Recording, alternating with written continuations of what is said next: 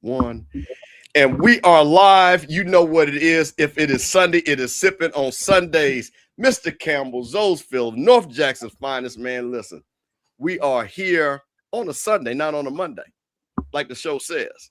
But that's all right, though, because we got a big show. And so I'm going to tell you something, man. Even though this is Sippin On Sunday, but we talk about everything. It's not just Jackson, Mississippi centric.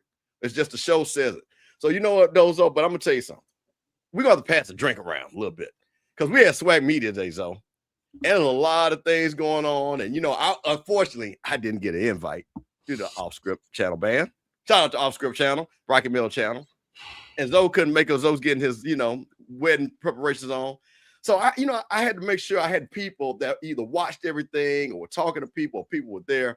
Because, man, I want to make sure that we give the people the right information. Because, other shows, they went, and nothing against this. Because we going to point out something. I saw a lot of great interviews by a lot of podcasters. Their game is stepping up. But some people just there just to be there. They didn't interview anybody. They didn't talk to anybody and stuff like that. And this is very important. This is the first visual that we get to see the players, the coaches, SWAC prediction of who's going to finish first or second. Yeah. So you know what it is, man. You know what it is. So you know what? So listen, I'm going to start off first. Let me tell you something. We sipping on Sundays in Alabama also. So we got Blue in the house. What's up, Blue? What's up, guys? Appreciate y'all having me, man. What's up, Blue? See. So like I say, that's what I'm saying. So Mississippi, Alabama always had that rivalry. You know what I'm saying? But we passed that drink along too. So we had Blue, and like I say, Blue always gets to the cookout. Now, Blue, let me ask you a question. If me and Zoe had a cookout, SWAC me at cookout, HBCU cookout, and you coming, what you bringing to the cookout for us to have? Drink. I'm just bringing. No, listen. I know my place. I'm bringing the waters, man. I'll bring the cooler with the waters, and y'all can throw all your. That's the wrong answer, Blue. That's the wrong answer. Listen, hey, as a true man from LA, y'all, if you're from Alabama, you're not gonna get that reference. Or if you really want to know what I could cook, it's seafood. Okay. Okay. But Blue, you from LA. You know the answer's supposed to be white barbecue sauce. Come on now, you from LA. Fair, that's fair, bro. That's my stuff too, man. Like, ooh. Listen, man, there's a barbecue place right up the road. That's all that, man.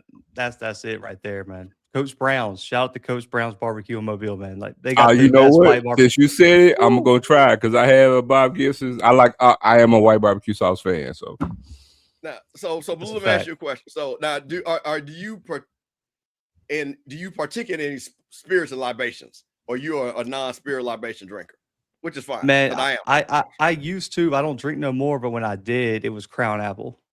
Oh, okay. What? Oh, yeah. Now, listen, Yeah. now, Blue, if you come, well, man, we ain't got a good homecoming. I'm about to say, if you come down to family one of them big games, shout out to my boy EB. Now, see my boy EB from Orlando. Oh, that Crown Apple. Oh, he got the bags full. You know what I'm saying to that. So there ain't no doubt about that. You know what? I had my first drink last night in about 3 months. So some of y'all don't know, I'm newly diabetic. So I got this whole little scale, like I can't drink alcohol no more, but I found out I can have a 2-drink minimum. You know what I'm saying? But 2-drink maximum. See, yeah. I said that wrong. I said that wrong. Forgive me. Forgive me, y'all. Look, hold on. I'm saying it because I've been eating right. I do right. I'm disciplined. I said the wrong thing. It's 2-drink maximum. Forgive me, Steve. You're right. But I had a watermelon margarita. Okay. So, All right. Now, listen, I'm going to tell you something. I had to call in a big gun. You know what I mean? Now, people say I know about FAMU and what's going on in the SWAC and things like that. But I'm going to tell you something. I got a FAMU inside. Because you know what, Blue, why I had to do this? Because there was a lot of disrespectful questions asked to our coach down there talking about who we going to beat or who we not going to beat. So you know what, though? So I had to go. So we going to sip on a little bit of Sunday from the state of Florida. And my boy Kelvin Rogier, OG Strike Zone in the house. What up, gentlemen? How y'all doing? Kelvin, by the way, what up, Kev? By the way, Zoe, congratulations, man. Welcome to the club. Appreciate it. I got a real question to ask both you and Steve, being that you're both FAMUans, right?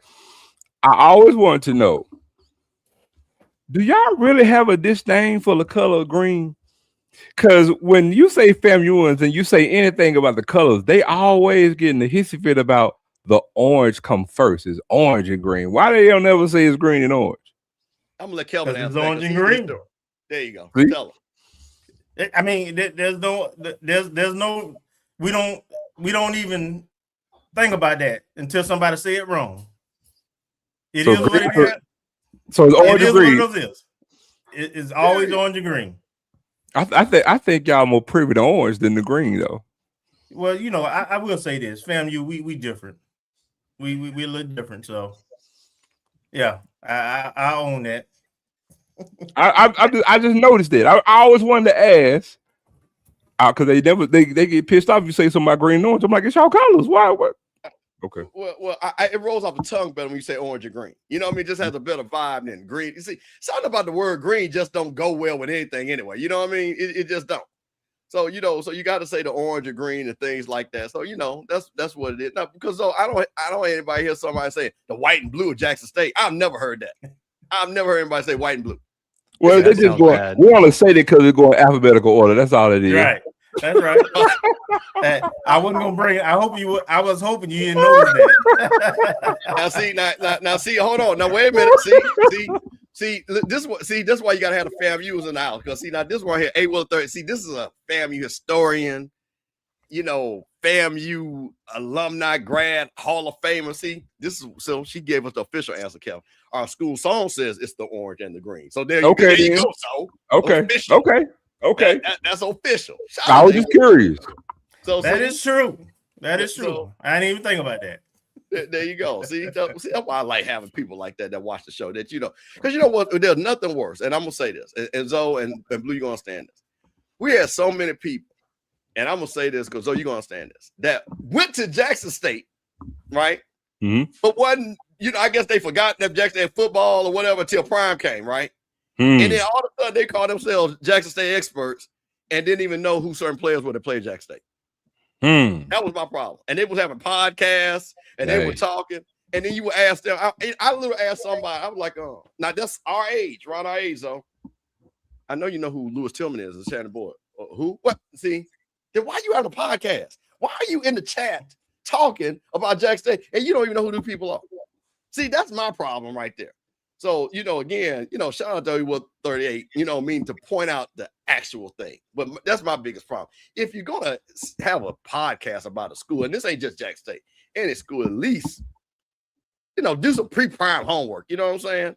That's one thing, you know, you got to do some pre-prime homework. I mean, I always tell people, the world didn't start in 2000, and the world didn't start when Prime came for HBCU football. You know what I mean?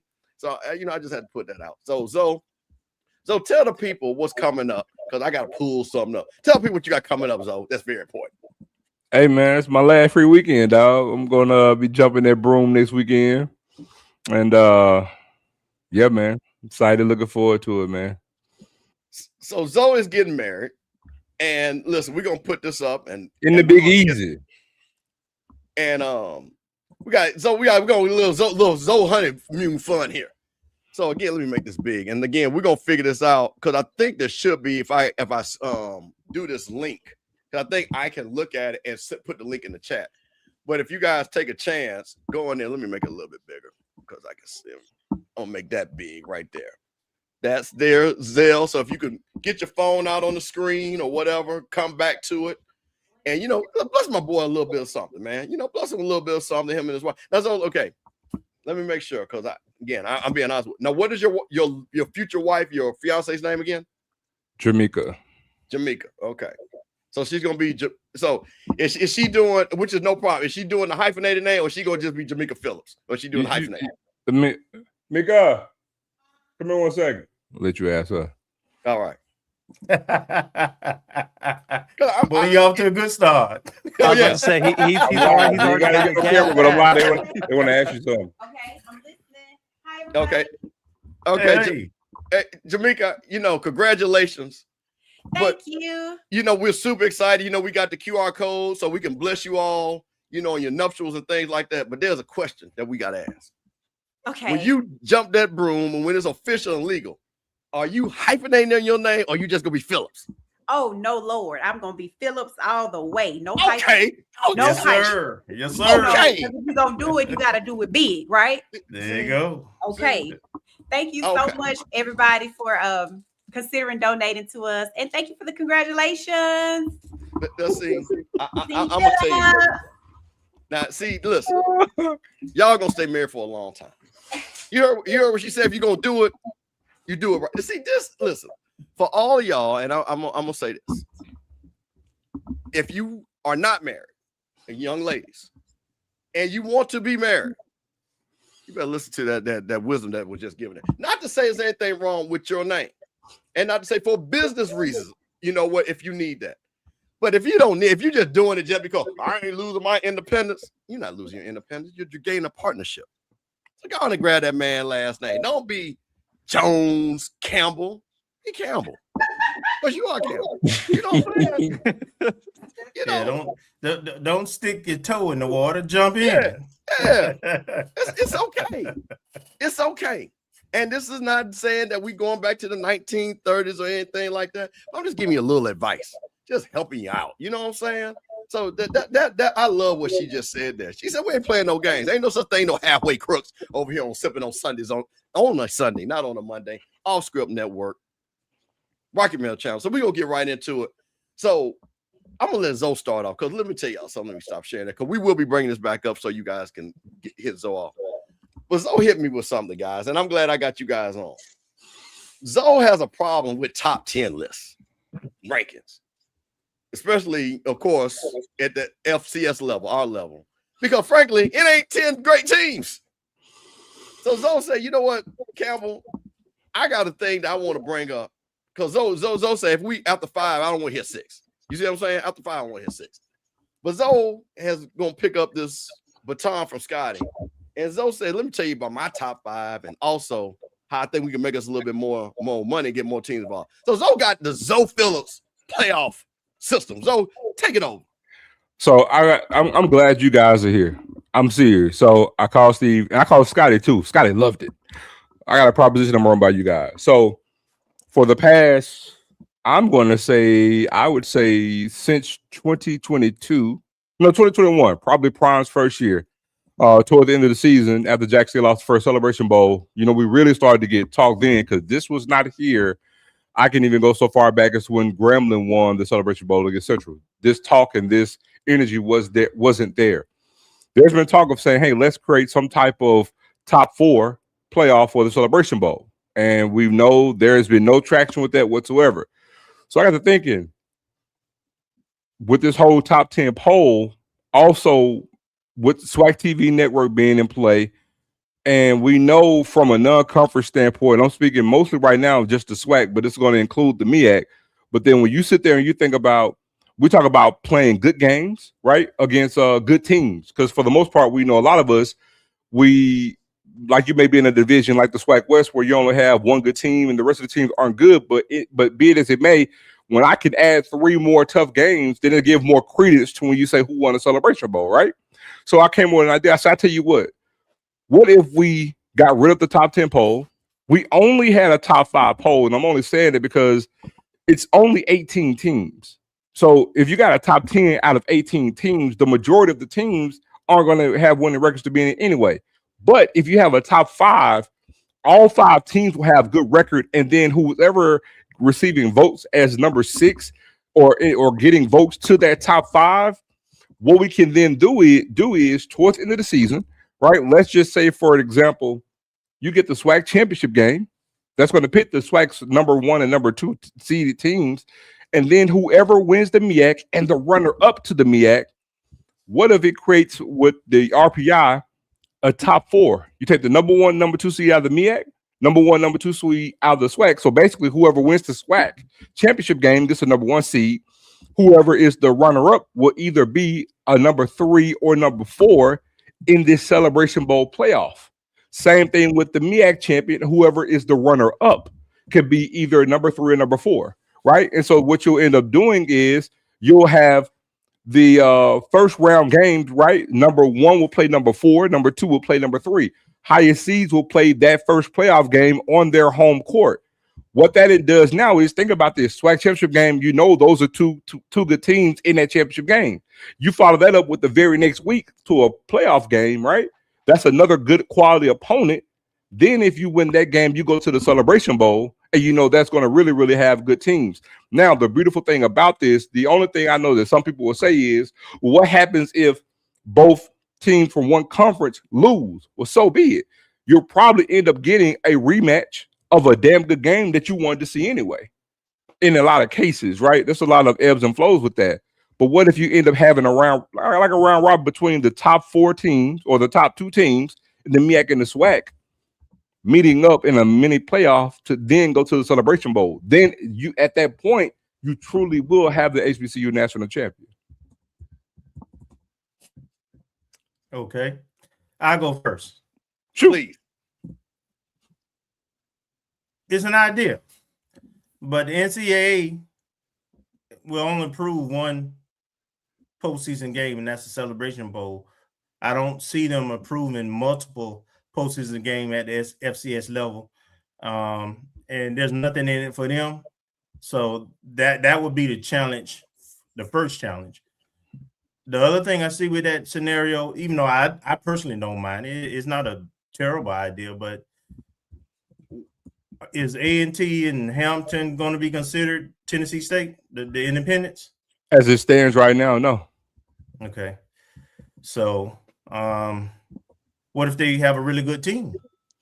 Maybe say an undefeated team, one-loss team. They're not in the conference tie-in to make waves in it. It's no different than on the FBS level. You have the Power Four; they're conference affiliated to within the construct of it. Okay. Now I tell you what. Now, if you wanted to, we can sit there and say we can, because again, we can create language to say we can consider Tennessee State of Hampton if they're top 2 in their conference, and just because of RPI, they're rated over. You see what I'm saying? Because again, whoever wins the SWAC and the MEAC, they're going to have an at-large bid basically anyway. Because I'm not at-large, they're going to have the automatic bid anyway because they won. An at-large bid is an at-large bid. So if Tennessee State garners the record to where it's voted, because remember, the poll is going to dictate who gets in and who doesn't. It's a top 5 poll. So rest assured, if Tennessee State is ranked, I can assure you they would have to have a damn good record in there, and it's a tougher conference. So if Tennessee State is 8-3 in the CAA, you can rest assured they'll probably get way more than enough votes to be able to get in ahead of the runner-up in the SWAC conference. Well, if they're that good too, because you mentioned like a 1 or 2 loss Tennessee State, or they'll probably be in the playoffs. If they're 1 or 2 losses, they're going to the FCS playoffs. Exactly. It wouldn't matter. They wouldn't even be. It's like it would be a rare case where like the only way like a CAA team is probably not getting the playoffs is if they're 7-5, maybe 8-4 on a certain year, which is very rare. Like, and then at that point, I feel like they'd be right there on the bubble, and there might be a debate, but I think it'd be very rare to find an elite Tennessee State, Hampton, or A&T team that wouldn't be in the FCS playoffs. I agree. Well, in Tennessee State case, they're not playing a bunch of HBCUs again. So I wonder if they lose to, say, a FAMU and another SWAC school, but they win a conference, which is watered down, frankly, from what it used to be. Is no guarantee. Yeah. So, but anyway, it's not a bad solution. I tell you one last thing that what could happen, and I don't know if it's a good thing. You could have a team play a team like 3 times, 4 times actually. Because like in the SWAC case, you could have a team that played in regular season. They played in the SWAC championship game, and then they play playoff in the playoffs. So, but watch this. So when you say that on the surface, some people may think that's a bad thing. But let me raise you this: picture Jack State and FAMU in the same case scenario. Deion Sanders' first year. Deion Sanders' second year, then also going into Willie's last year at FAMU. You see what I'm saying? You're talking about Jack State playing the same. You play 7-6 first game of the season. That's going to be an attractive game in the SWAC championship game. Well, they're in the same division, but then you see what I'm saying? You still have a chance in some shape, form, or fashion of having that type of product or that type of buzz heading into the postseason. Or you take Jack State versus Alabama State last year. Jack State wins that game. But then, in let's just say if Alabama State wins that game, now you got a rematch for the SWAC championship game, knowing that you could potentially have that game again for a 3rd time in the Celebration Bowl. So the thing that it does, it's an enticing idea because we all know from a non-conference standpoint, we're not really having tough games. And when we do, we aren't having a great success rate in doing so. Because look, just like I give the example, Jack State beat 2 teams last year that was 500 or better. That's not going to cut it. Alabama State had 1 win against a team that was 500 or better last year, and that was Prairie View. That was Prairie View. It's the only win against a team that was 500 or better that they had last year. And they won 10 games, and everybody's like, they should have went to the playoffs. No, they should not have.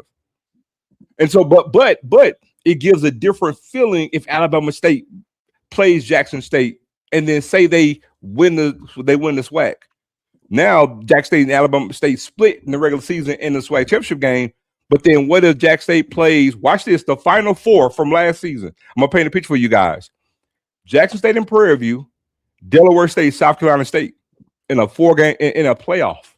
Think about that. Think about how it finished last year. Those 4 teams are in a playoff. You got the first round game. You got Prairie View playing Delaware State, Jackson State playing South Carolina State. Think about that. So I got a question for you. So hold on, that's 2 damn good games that you would want to see. But I got a question, because this actually happened, and also in your scenario of what happened.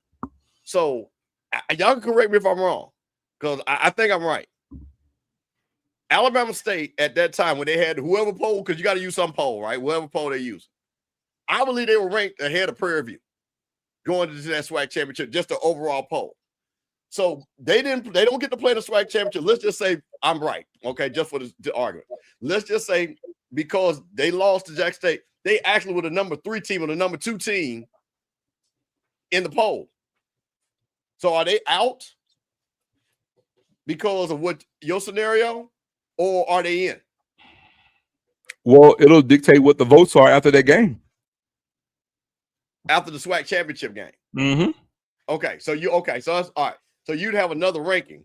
So because we've seen this before, Blue, we've seen this. What do you hear in the SEC? I really don't want to go to the SEC championship game, because if I lose that game, that might not be out the playoff. And even like BYU last year losing, what was it? Was it the Big 12, or like who lost the Big 12 last year and got left out? Like they're like, if we would have just skipped the Big 12 championship, we would have probably been in the playoffs if we didn't play in that. So like but then on the flip side too, just because like me and Fred did a show about 2 months ago when this poll was like officially announced that it was happening. And I told him, unless they make a playoff or another bowl game, the poll's pointless, because the goal is for the Celebration Bowl to crown the HBCU national championship. That's the goal. Or if the Celebration Bowl doesn't, then the Celebration Bowl is pointless. If a team that doesn't win the Celebration Bowl wins the HBCU championship, then what's the point of the Celebration Bowl? I agree. Literally nothing. And money. here's what I get the money part, but like on the field, on the field though, it doesn't mean anything for you to win. It works against it. I agree, Blue. Yeah. But that's why I'm going with the top 5 poll, and so that way everything with that top 5 poll plus having this playoff, it gives the credit. Now it gives the Celebration Bowl even more credence. No, I'm with you. And here's John Grant's argument, because Fred asked me, and I said I'm for an HBCU 14 playoff. Like, to me, that's what I want to see the SWAC and MEAC go to. John Grant came on, and I told Fred this was going to happen, and Mr. Campbell was in the chat listening to me. I listed about 5 or 6 reasons why the playoff isn't happening. John Grant goes on Dr. Cavill's show and names the exact 5-6 reasons, the exact ones I named. He's not moving the Celebration Bowl date. He said it is not happening. There's no appetite for it. ABC doesn't want it. The sponsors don't want it. Zoe, are you going to be the one to go knock on Gramblin's AD's door and ask them to move the Bayou Classic? I would. Oh, I would. Yeah, but they wouldn't answer the door, though. Yeah, they wouldn't answer the door. Well, here's the thing, though, and I would actually say this to. Let me just say this, and I'm gonna get some flack, but we finna keep it real. When it comes to Alabama State and Grambling and Southern, it used to be, right, they err on the side of caution of the financial gain of it for that game. That's bull jive. It's tradition. And well, let me say this, what Black people have, stubborn tradition. So in other words, if we can prove that it could be more financial more of a financial windfall for Southern and Grambling and the conference to make that move, to move that game, they still wouldn't do it. And that's ego. A stubborn tradition. They still wouldn't do it. So if you're not willing to do something, even if it's going to be a financial breakthrough for you that benefit Southern and Grambling, then that's doing, if we're gonna be honest, that's doing the conference a disservice, and honestly, frankly, it's doing the schools a disservice. But like I said, Southern and Grambling could be, the SWAC could prove that they can give Southern and Grambling $2 million each for moving that weekend, that they can have some type of financial windfall. They still will move it. And so that's just stubborn tradition. It is like with the model you proposed, and this is with any 4-team model, right? Even if you just took the top 2 teams from each conference, no poll, right, Zoe? There's not enough room between the Bayou Classic and where the Celebration Bowl is to have a legit playoff, because of Grambling and Southern playing on that weekend, the SWAC championship has to be the following weekend, and then the Celebration Bowl is the next weekend. Here's the thing. Now, this is where I can give you some pushback on. Actually, if we're being honest, because we're not playing for an FCS national championship, we're not trying to go to the playoffs. So honestly, when it comes down to it, you really could move it, because the thing is ESPN on Celebration Bowl. Well, hey Steve, I got a question for you and Kevin, because y'all a little bit older than me. Was the Celebration Bowl always there? Because there used to be other bowl games before them, right? No, Yes. They moved it up. It used to be a week after what it was this past you had year. Heritage Bowl. You had Pioneer Bowl. Here's what I'm going, Blue. You don't have to play in the Celebration Bowl. There's a contract for that game. That contract is going to expire at some point in time. So you don't have to play in Celebration Bowl. FBS schools do it all the time. Hell, we've even done it. You can create a whole nother You can create a whole nother bowl game. It's the Heritage Bowl has the same tie-in the Celebration Bowl has. And Heritage Bowl was back further than what it is. When this contract expires with ESPN, they can still own it. You could just create another bowl game like you did this one. John Grant is not going to really stay in line with that, because John Grant is on board with what's going on. If both conferences see that because again, with the advent of SWAC TV, now this can be more enticing for the SWAC, because now I got more postseason games that are more attractive. You see what I'm saying? That I can actually have on our own product ownership, and you got it. So you can have a bowl game later on down during the season. The SWAC championship game, when you have after the SWAC championship game, you can have the playoffs start 2 weeks later if you want to. So by doing so, now you don't have to worry about when the Bayou Classic ends or Thanksgiving weekend when Alabama State want to play their last game. You can schedule the SWAC championship game to be later on, like the MEAC, and you can line up with the MEAC, or both conferences can say, hey, 2 weeks after the SWAC championship game, we'll start the playoff. They literally can do that. No, but the thing, go ahead. My bad, Kelvin, go ahead. Well, so where the money coming from? Like that's my question. For those 2 teams that going to say the 3rd and 4th place team to play, where's the money coming from? And then you're going to get pushback about you going into finals and player safety. Too many games. Okay, well, is finals and player safety stopped anything on the FBS level? Because the last time I checked, we're human beings just like they are. So there's no point in mentioning finals, because the FBS does it. And guess what? We're Division I just like they are. We just got 22. Well, now we don't. We got the same number of scholarships. We all got 105 scholarships. So that's that part of there's no point in even mentioning that. That's just old school thinking. But I will tell you this, Kevin. That's the reason why it's worth mentioning. But administrators the sign off on that, especially at HBCUs, would be a challenge. But I answer your first question. When it comes to the money, I'll say this: being that you have the SWAC TV app, you can actually pitch this, because again, eyeballs move. We got the data to show it. Our commissioner tells us how well we do with eyeballs on the conference. We got more eyeballs than the MAC. We got more eyeballs than the Sun Belt. So and we got so many hours of data from last season to show. So again, you can pitch this to not only SWAC TV, pitching SWAC TV as well. But I will holler at Amazon. I will holler at Netflix. So my thing is, you have to think big. If your dreams ain't big enough, if your dreams don't scare you, you're not dreaming big enough. We are in a prime position to actually pitch something and control it without ESPN. So again, I know we just signed a new contract, but this is the time to do the legwork. I'll say this: when the best time to look for a job? When you got one. When's the next time to try to think about doing another contract? Is when you're under one. So again, and we've got less games on ESPN in this contract, even though we're going to have things on ABC, the parent network, which is cool. But again, you got to think now, so we got our own product and pitch something down the other avenue. Netflix play damn good money. Amazon pay damn good money. Trust me, I know this. I'm with them. So what I'm telling you is you got to think other ways outside of just a traditional thing, because I'm telling you, I think in regards to this, and these are attractive games down toward the end of the season. And I can assure you, you guys know this. Your appetite for football is great on Labor Day weekend. Outside of big games during the season, it takes a huge peak toward the end of the season when you got championship games and playoff implications. When you got Black America coming in and saying, man, that Jackson Alabama State game came down to the last play on the 1 yard line. Damn, they get to play again in December. That's going to do numbers, bro. My thing is too, is like, yes, could you go pitch it to Amazon and stuff like that? And you mentioned all the data with SWAC TV.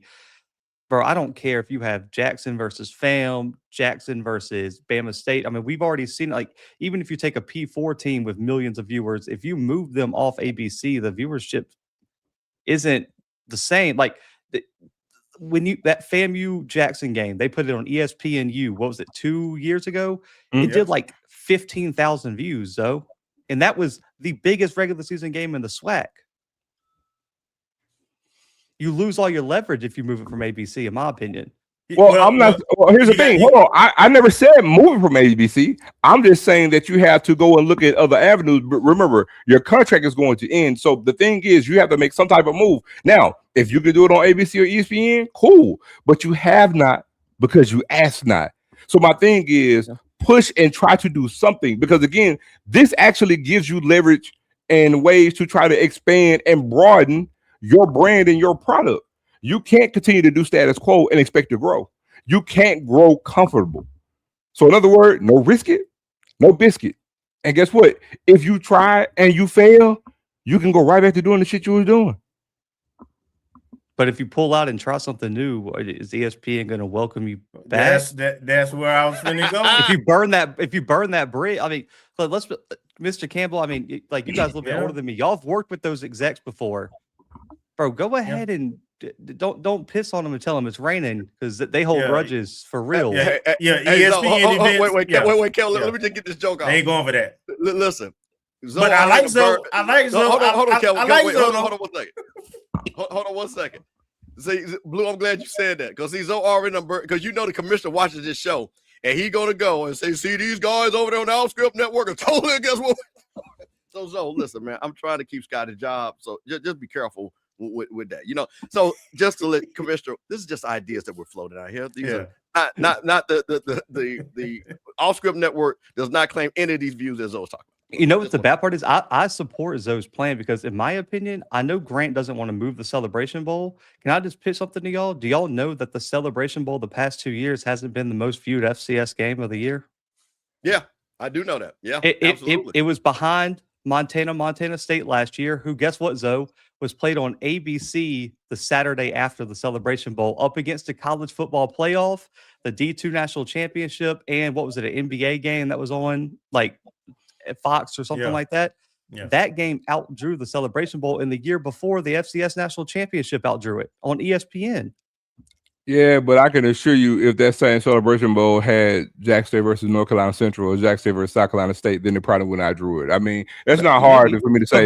But my thing is, you can move it back and still compete. Like, we just saw 2 good FCS teams beat out the CFP, like go up against the CFP. Like, you can still do it, and it was at the same time as what the Celebration Bowl would. So, like, I support Zoe's idea. My thing is like, and I'm kind of with Kelvin on this, I just think it's going to be really hard to convince the commissioners to step out of the comfort box and take a risk, because it just feels like it's going to be a big risk. And so we've heard all these ideas be pitched for different classics and different structures and expansion and no divisions and all these changes. And every time, what's the pushback? Yeah, but we're kind of comfortable where we're at. Like, why risk it? We're doing okay right now, but I don't want to risk the little bit I'm making right now.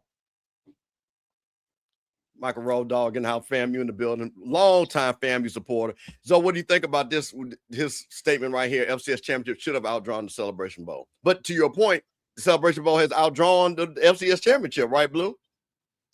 Yeah, your point. yes, yeah.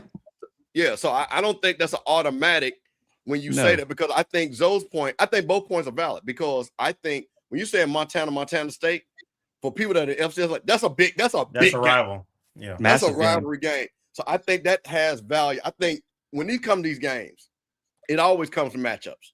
You know what I mean? Yeah, when it was prime era, you know, Zoe just told you. Yeah, because case in point, FAMU, and again, this is just that thing. Howard is not a football brand. right. It was the lowest rated Celebration Bowl, but guess what? It was second in attendance in the Celebration Bowl history behind the Prime game. So if you take Prime out, it was the #1 Celebration Bowl because of the FAMU brand. You know what I mean? So that's the thing. Like, we had to play, to your point, Blue and Zoe, play South Carolina State or somebody with a bigger brand, or somebody, or Delaware State had been hot that time. That game would have had a better rating. So again, with this game last year, the rating was so great for them because the game became compelling, because it didn't start off like that. To your point, it got compelling. You know how people do. Man, this is a game, you know, you sit up there on a Saturday like, oh, this is just good football, which I like the fact that people make the phone call. So last comment, and we'll move on. So what you got to button it up? No, man, I just think, again, you talk about attractive games. Like I said, if you take the final top 4 teams from last year, year before last, year before that, those are 2 damn good matchups, you know what I'm saying, that could segue to heading over to make even more attractive Celebration Bowl, right? Because even if you have a thing, for an example, and we can go to teams in years past, right? You know, just imagine a Steve McNair and Jay Walker in a rubber match, right? In the same season. Well, not rubber match, but a rematch, right? In the Celebration Bowl. Like, you can have these types of matchups, you know what I'm saying? Not just, you know, whoever wins the conference, but then actually have a 1 game, you know, well, a 2 game playoff to have that. Because again, now you're talking about even more tougher games. You can even have another conference game, right? Like I said, you mentioned, you think about Jack State versus Southern in the first round of the playoffs with a chance to face off against South Carolina State and Howard, you know what I'm saying, in the Celebration Bowl, you know what I'm saying, with high-powered offenses. It creates more intrigue, and I don't care what everybody else says. People are lying through their teeth. Matchups matter, and when you beat good teams, and when you know you're going to face good teams in the postseason, those things give more credence to the wins that you have. Point blank, period. Everybody else who says they lying, I do not care. For those people who say, oh, we don't care about nothing, just like non-conference games. Well, all we care about is winning the conference and win the Celebration Bowl. But yeah, but you know what? If you win that, how you do it and who you beat matters. Because it ain't worth shit bragging on beating one team that was 500. You're the best of the worst. And that's going to stick with you. Literally.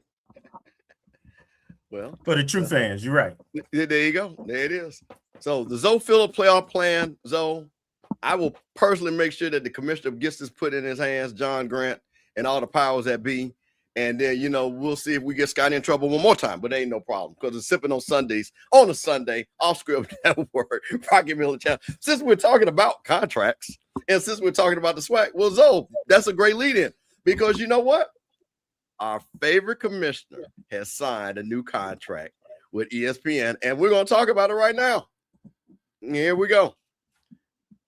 The SWAC media deal keeps the conference football and basketball games on ESPN networks through 2030 to 2031. So was that another 5 years that we're going to be with the people from ESPN? The Southwestern Athletic Conference has reached a multi-year media rights agreement that will keep league football and basketball games on ESPN networks to 2030 and 2031. Now, this was the thing, and I'm going to ask you guys for clarity on this, so I'll make sure I understand this. ESPN will annually air 10 regular season football games across its linear and digital networks. The conference football game on ABC, ESPN or ESPN2, and both the men's basketball and women's basketball tournament championships on a linear ESPN network. All other rounds of the conference basketball tournament will be shown on ESPN digital networks, and 4 regular season men's basketball games will be aired across ESPN linear and digital networks. So one other thing, let's see, SWAC, blah, blah, blah, challenge the name, celebrate. Okay, yeah. So ESPN events extend the conference participation in the MEAC SWAC Kickoff Challenge Celebration Bowl for 6 more years, which runs to 2032. And of course, we know what that is. But I want to get an understanding of this, and I'm gonna make this big because I've been trying to make sure I'm explaining this right. Is this saying that they're only going to show 10 games? Is this what this means? Yep. Okay. So this is interesting. So 10 games that ESPN is going to select. That's either going to be shown linear or digital networks. Okay.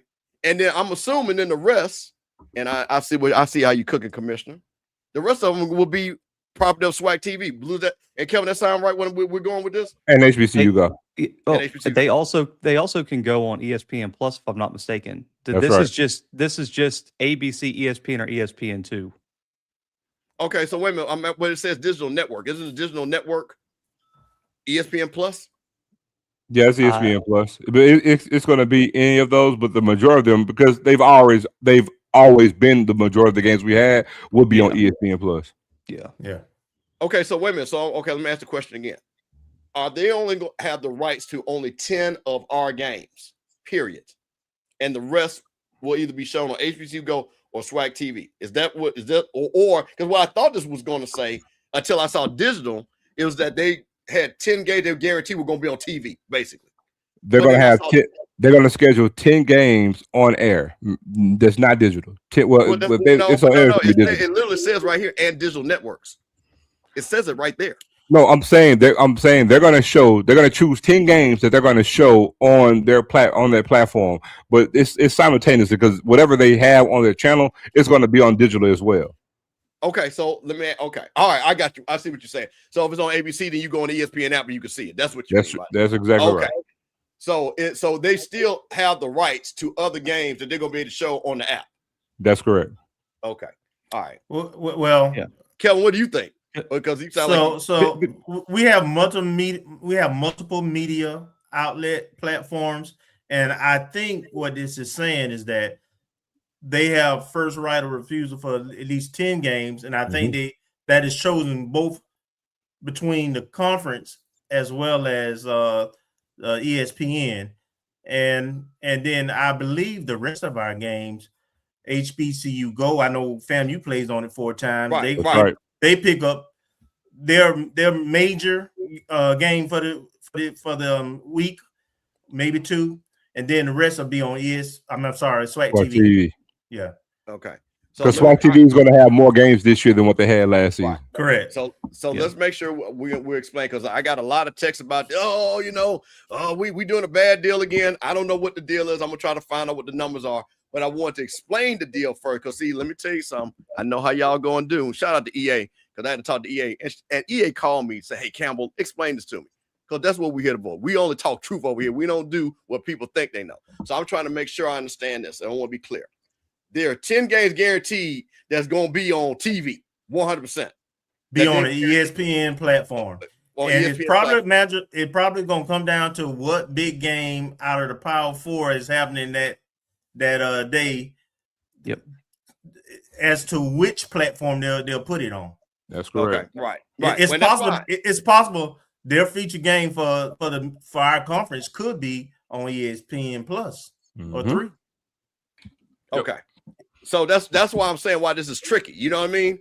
Because when I first read it and people text me, they were saying, "Oh, we got 10 games that's going to be on TV." And I was like, "Wait a minute, let me reread this again." I don't know if that's guaranteed to be 10 games. It's 10 games they're going to select. And then to your point, and that's what I'm trying to figure out, which I think I got the answer to, because remember the original contract was this. They had a right of first refusal to all the games. Right. Yep. What they wanted, right? Yeah. And then from there, HBCU Go had the second pick of what ESPN, and this went from not only linear but digital. Okay, that's the original contract. Then HBCU Go got the pick from there, and then SWAC TV got all the rest. But this sounds like the way this is being written, that it is limited now to this amount of games, and SWAC TV is going to pick up more games. Yes. Okay. Yes. Blue, what do you say? You does that sound right? Okay. They need to. I mean, because even, and then of course, because you look at, I think other conference that has a similar deal like this is the Big Sky, because they have the Scripps Network, I think is what it's called, up in that North region, and you'll see like some Big Sky games will be on ESPN, but on ESPN2, and then Scripps will pick up another game make up for the ESPN picking up like the UC Davis Idaho game on a Friday night, even though it was supposed to be on the Scripps Network. Right. Now, Hutch, hey, shout out to Hutch, because Hutch, you know what? Hutch, I always appreciate you being here. But okay, I'm curious. You said this paragraph doesn't split the state 10 games. It says ESPN will annually air 10 regular season games. It didn't say up to or more than. It said actually 10. So I don't know why you think it doesn't explicitly say that. So I'd be curious to why you think that, because that's what we're trying to figure out. I'm not saying I'm right or wrong. I'm just saying because when we read this, you have people that will go on podcasts and say, oh, we ain't getting the right amount of money. And they took 10 games and they're showing this. So I don't know what we're getting money-wise. The thing is, this should have been expected with the SWAC, with the start of the SWAC TV network. Because again, they have to do this because read the whole sentence. ESPN will annually air 10 regular season football games across its linear digital networks. That's the sentence. Linear and digital networks. I think that's what I think that's the distinction that they was trying to make. Yeah, it could be linear. It could be like I say on like Southern Alabama State. That's one of the games they picked up for week 0, and it's on ESPNU. Right. So you know what's so fun? I wonder this going forward. I wonder, does this apply to this year? Does this apply to this year or this next year going forward? This will be the life of the contract. Okay, no, but I'm saying, does that apply for this year though?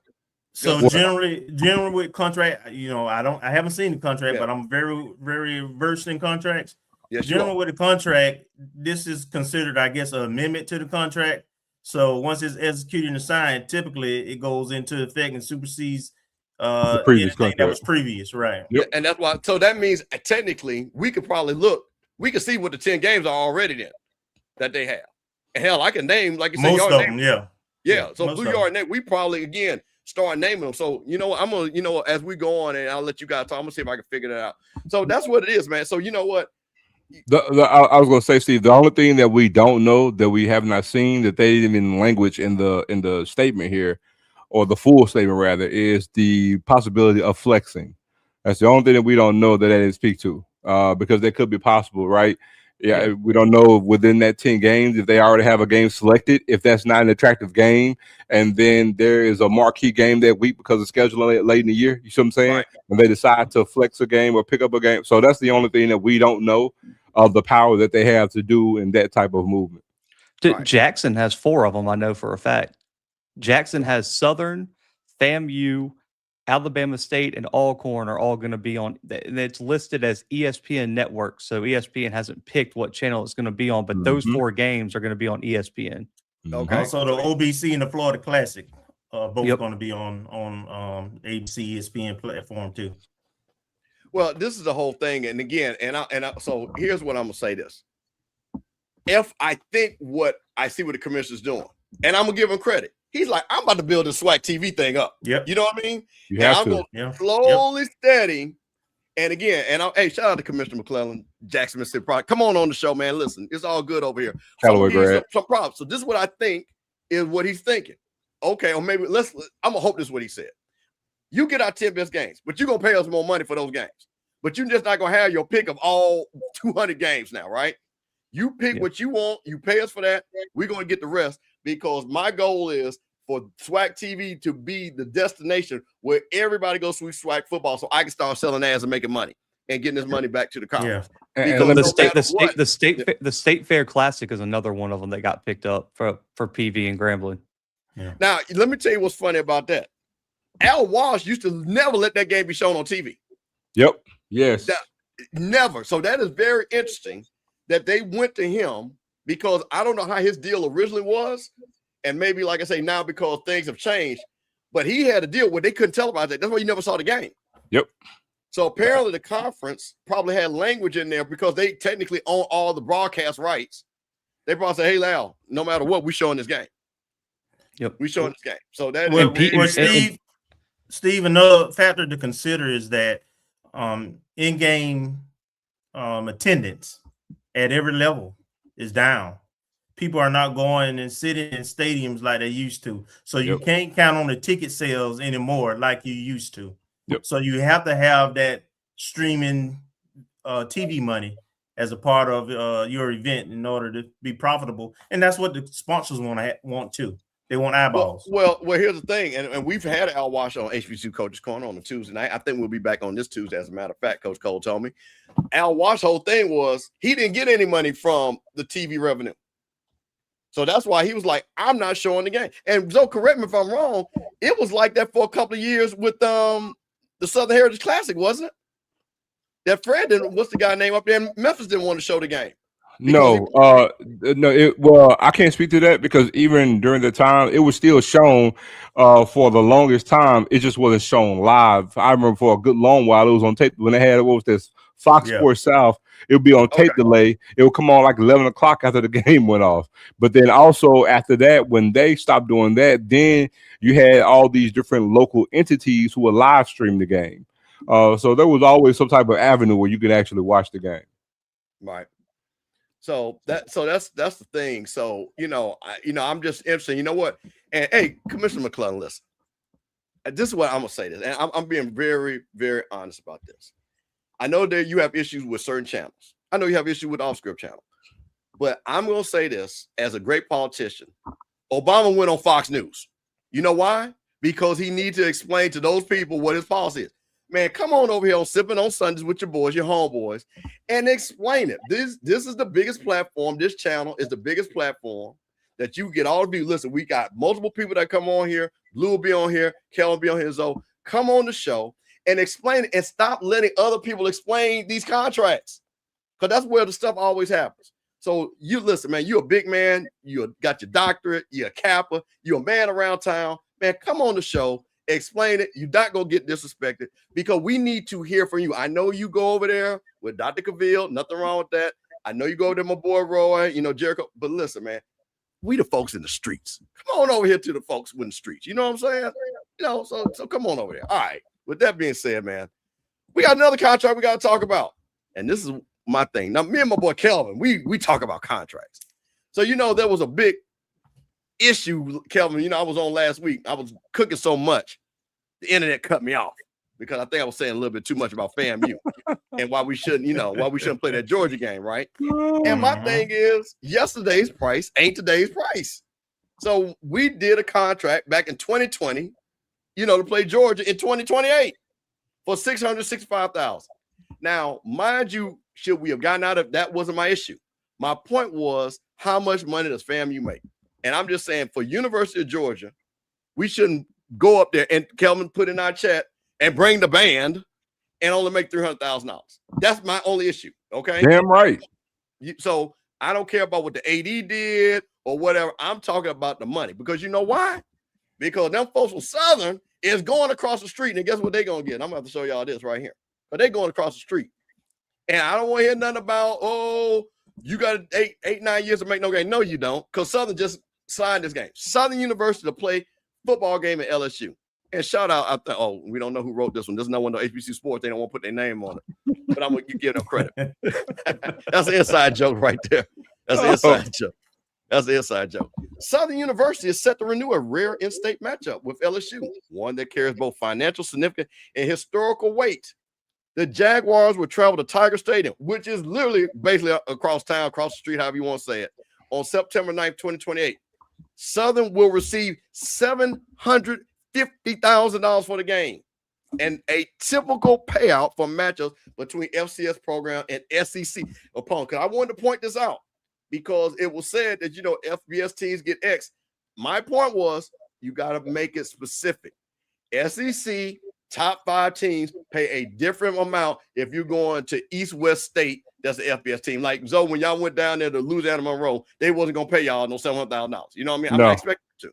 No. But I'm talking about these games. When you know the name of the team, when it's one of your favorite Confederate teams, as Perry was saying, they got to pay, my boy. So, hey, shout out to Southern for going across the street and basically, okay, how much y'all think it's going to cost Southern to go across the street? Bus-wise. $1,000, baby? 2,000? Yeah, man, not a lot. It's literally like 5 miles.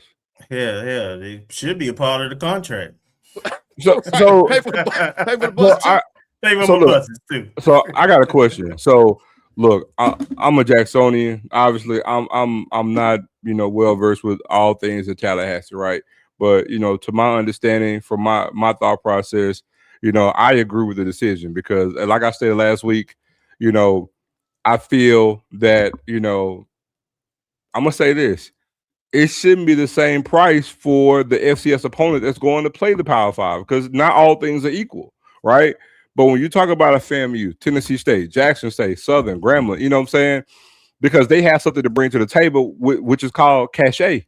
You know what I'm saying? And so I feel like those schools should. I feel like FAM, if they play in Georgia, should be getting the same thing that Southern is getting play LSU. But here's my question, and I will ask for. I'm assuming there are some people that were upset that this game got canceled. Kevin and Steve, my question to you guys is, I'm gonna change the scenario because the same thing can happen if it's FAMU with an olive branch or an invitation to go play Florida State. Wouldn't you think that FAMU deserve the same dollar amount they're playing Florida State in Tallahassee? Well, okay. First, let me say this: we're never playing Florida State. Yeah, that's never gonna happen. I don't care if they gave us $8 million. That's never gonna happen. I mean, when Kelvin lives down there, he been around there. Because Kelvin, you grew up in Tallahassee, right? Yeah. Here's my thing. Hold on. I just don't see how that, because I want to get on this point because I do find it fascinating because it's the same scenario. It looks like LSU and Southern have a better relationship than FAMU and Florida State will ever have. Because I'm just trying to tell you, but Kelvin, you answer that question. What you think?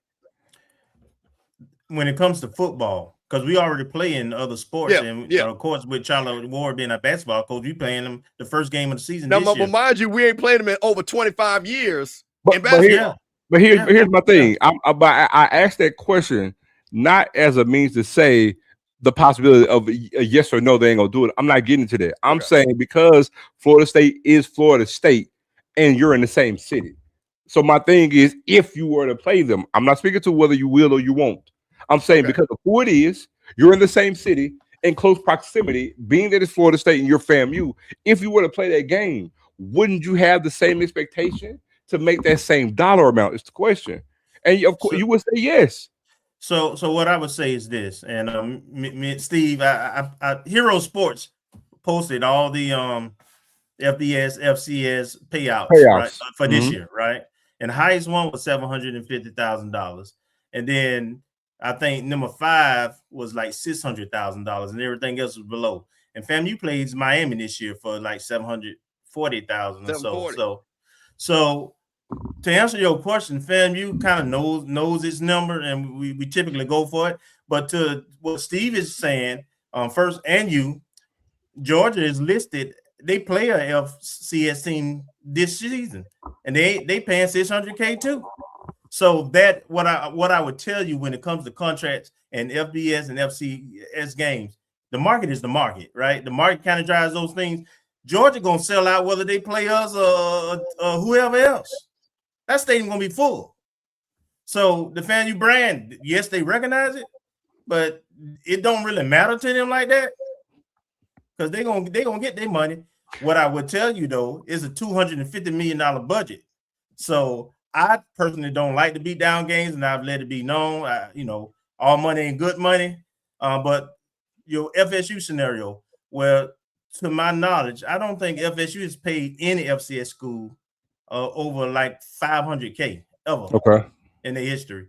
So that's the market. That's what they're gonna shoot out there between 300. I know Delaware State, I think, came for about $295,000. I think it was under $300K. So I would tell you are what you negotiate now. You all are right about that. And if you're going to play those big dogs like that, absolutely get paid. But here's the thing. Here's the thing. The market is the market. But like you pretty much just gave the answer. That's what I'm saying. Not all FCS teams are the same because again, Delaware State couldn't garner no $500,000 even if they wanted to. So that's what I'm saying. So the market is the market. But again, they have the resources to say, oh, we're not going to pay this. So whether the fans going to be there or not, because here's the thing about those FBS teams. Yeah, the stadium will be sold out, but they won't be there. So yeah, they don't get their money regardless. But it comes down to budgeting what they're going to allow you to have. Because I can assure you, Southern playing Georgia and them getting what they got paid, Mercer ain't getting the same dollar amount. I can assure you that. No, they're not. So there is a difference in that. Grambling. Okay, Grambling goes to Ohio State and gets $1 million. Well, guess what? I can assure you, if Valley was going to play Ohio State, they ain't getting it. It's not happening. They wouldn't even invite Valley, but I know that too. I know that too. And there's no shade on Valley, but that's my point. Not. Yeah. And also we played Ohio State in 2013, I think it was. Yep. And back in 2013, we got $900K. So yeah. let me say this, and let's keep it a buck. Kelvin, I agree with you that they sell out, but here's what I'll say. There's different types of sellouts because there's ticket sold and people actually being there. That's what I'm saying. These SEC schools know, and that's the reason why, to Zoe's point, they could play another FCS school, but guess what? They never ask for the band to come. They never ask for the band to come.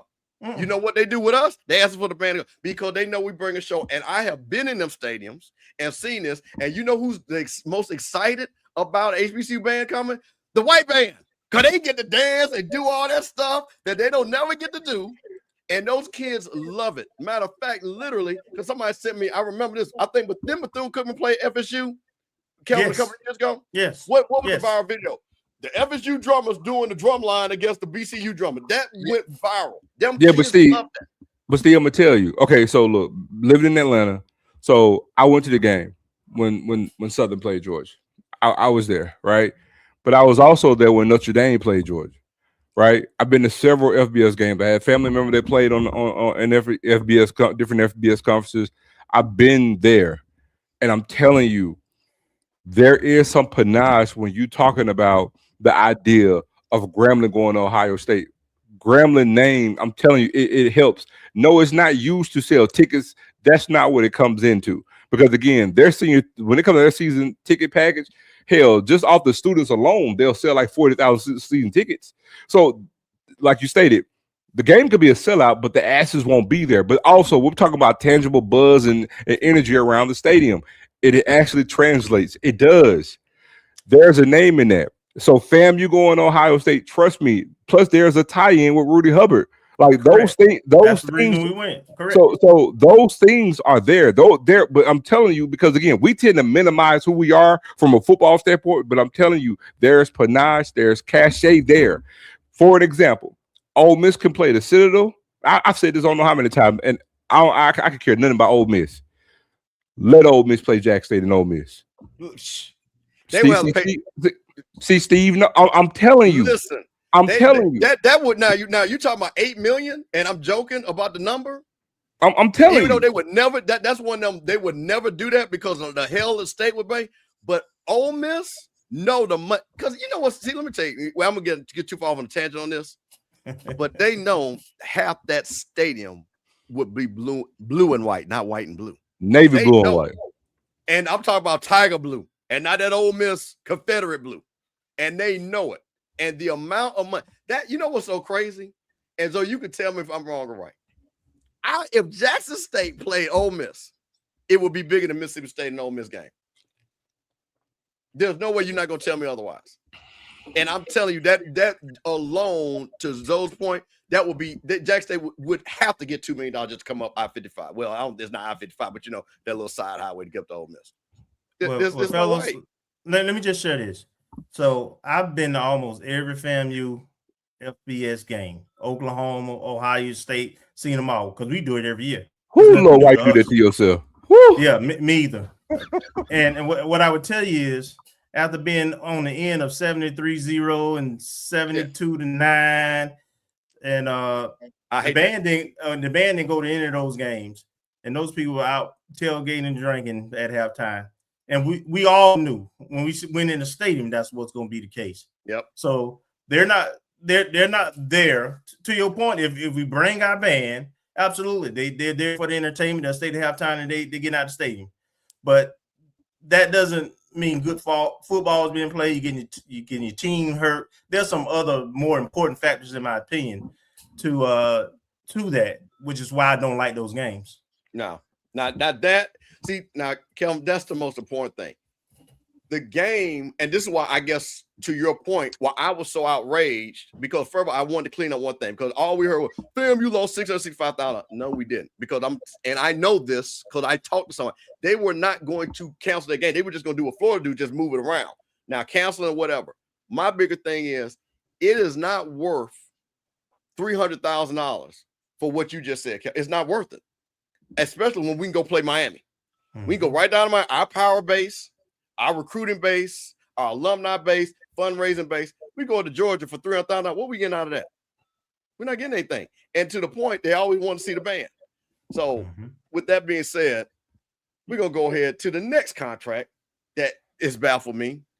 And again, you know, we tease about the PV-12, right? But I'm just going to tell you something. It might be only Texas Southern 8, because I don't hear nobody from Texas Southern getting mad about this right here. So we're going to talk about the Texas Southern 8 and this contract and why these boys don't show up for their business. Because I think it just came out where Texas Southern's going to play. But here is a crazy article. Texas Southern, and shout out to Kyle Mosley, who writes great articles. Texas Southern unused stadium power inside the Tigers scheduling rights. Inside the 2011 Shell Energy Stadium deal, Texas Southern holds priority scheduling and protected classics. James Doug explained how Texas Southern lost this leverage. Now, this is what's just insane. So, Texas Southern, you know, they share it with the Houston Dynamo. I think they're MLS, the soccer team. Yep. However, under the initial license agreement, that designation downtown Houston as the Tigers' home, they may not have attended meetings to agree on dates during the previous 2 seasons. This may have resulted in recent changes within TSU administration and athletic department. Texas HBCU Legend has reviewed the TSU licensing agreement between Dynamo Stadium and Texas Southern. The document attached, blah, blah, blah. And at that time, who did the contract was Charles McClellan. He was the athletic director and the building of the stadium. So this is what's crazy. So, you know, the Texas Southern's going to be playing in high school stadiums, this stadium, all this different stuff. But they actually have the right to talk about right of first refusal. So here's the thing. Let's go right here. Texas Southern is not just a tenant asking for dates. It is a priority user with specific protections, a rent-free home and enforcement rights that most college programs want. I think they do have more input that they're willing to take advantage of. Dr. James Douglas, the former Texas Southern president, said HBCU Legends. He negotiated agreement and is a professor at the law school. So let's get down to this. The stadium was built because Texas Southern was part of the deal. Well, Oliver Luck and the Dynamo looked for a downtown site. They needed Harris County land.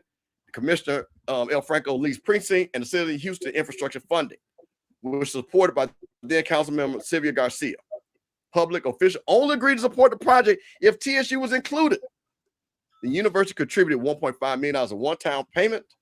In return, Texas Southern got rent-free use of the stadium for 30 years, kept all its ticket revenue except for certain fees, received 4 luxury suites on game day and 100 free parking spaces and a share of concession revenue. Harris County and city infrastructure that TSU involvement made possible each valued at $10 million. So basically, Texas Southern put up $1 million, but basically it looked like $10 million what they put up because of what the county did. The most difficult things I had is getting TSU people to understand the Dynamos don't own the stadium. The facility is county backed and tied to Harris County and Houston Sports Authority. Douglas said county officials told him they would support Texas Southern in negotiations with the stadium. That backage was never used, which is insane. So now listen to this. This is where the meat of the potatoes come right here. TSU has scheduling priority for up to 7 home games each year. This priority yields only a short list of Dynamo priority events, which includes Dynamo home games, exhibition, and friendlies, up to 2 major soccer events per season that do not include the Dynamo. Each year, Texas Southern can choose to reserve dates and write it before January 1st. Sunday or Saturday, Labor Day weekend for the Classic, and 1 Saturday in November, which is for their homecoming. The stadium cannot schedule a Dynamo priority event on the Saturday of at least 1 TSU home weekend in October to protect the traditional homecoming. This is the homecoming. Once the TSU schedule is set, the licensor can't book another event on those days.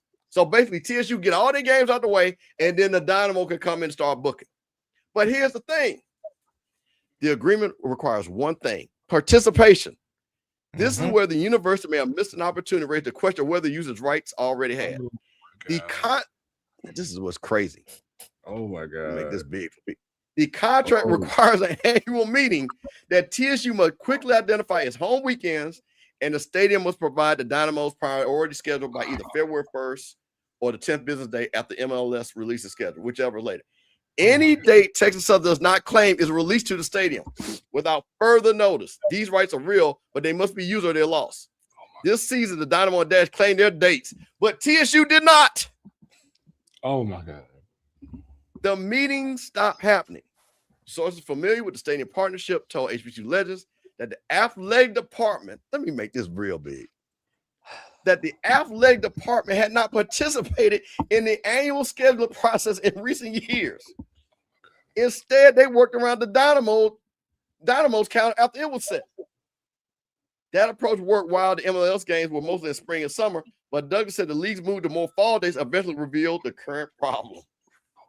As a result, Texas Southern 2026 home schedule now includes games at several venues. An opener at North Carolina Central will be at a high school stadium. The game against Grambling has not been set. And only 2 days are confirmed at the downtown stadium where the university helped build.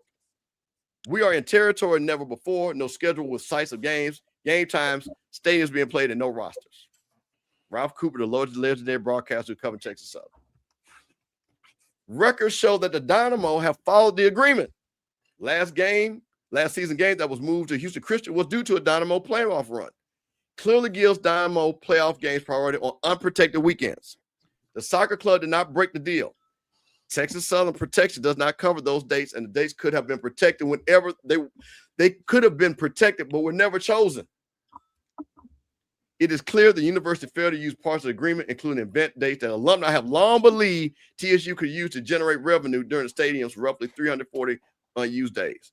So they could book the stadium out for concerts, all types of stuff.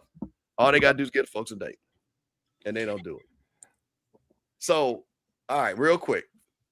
Contract cuts both ways. Texas Southern agreed to play all of his home games at the stadium for the life of the deal. Except one exception. A single classic game per season may be relocated within 180 days if TSU really expects to sell at least 30,000 tickets. And how many times that even going to happen? Shot at TSU because y'all know they ain't selling 30,000 tickets.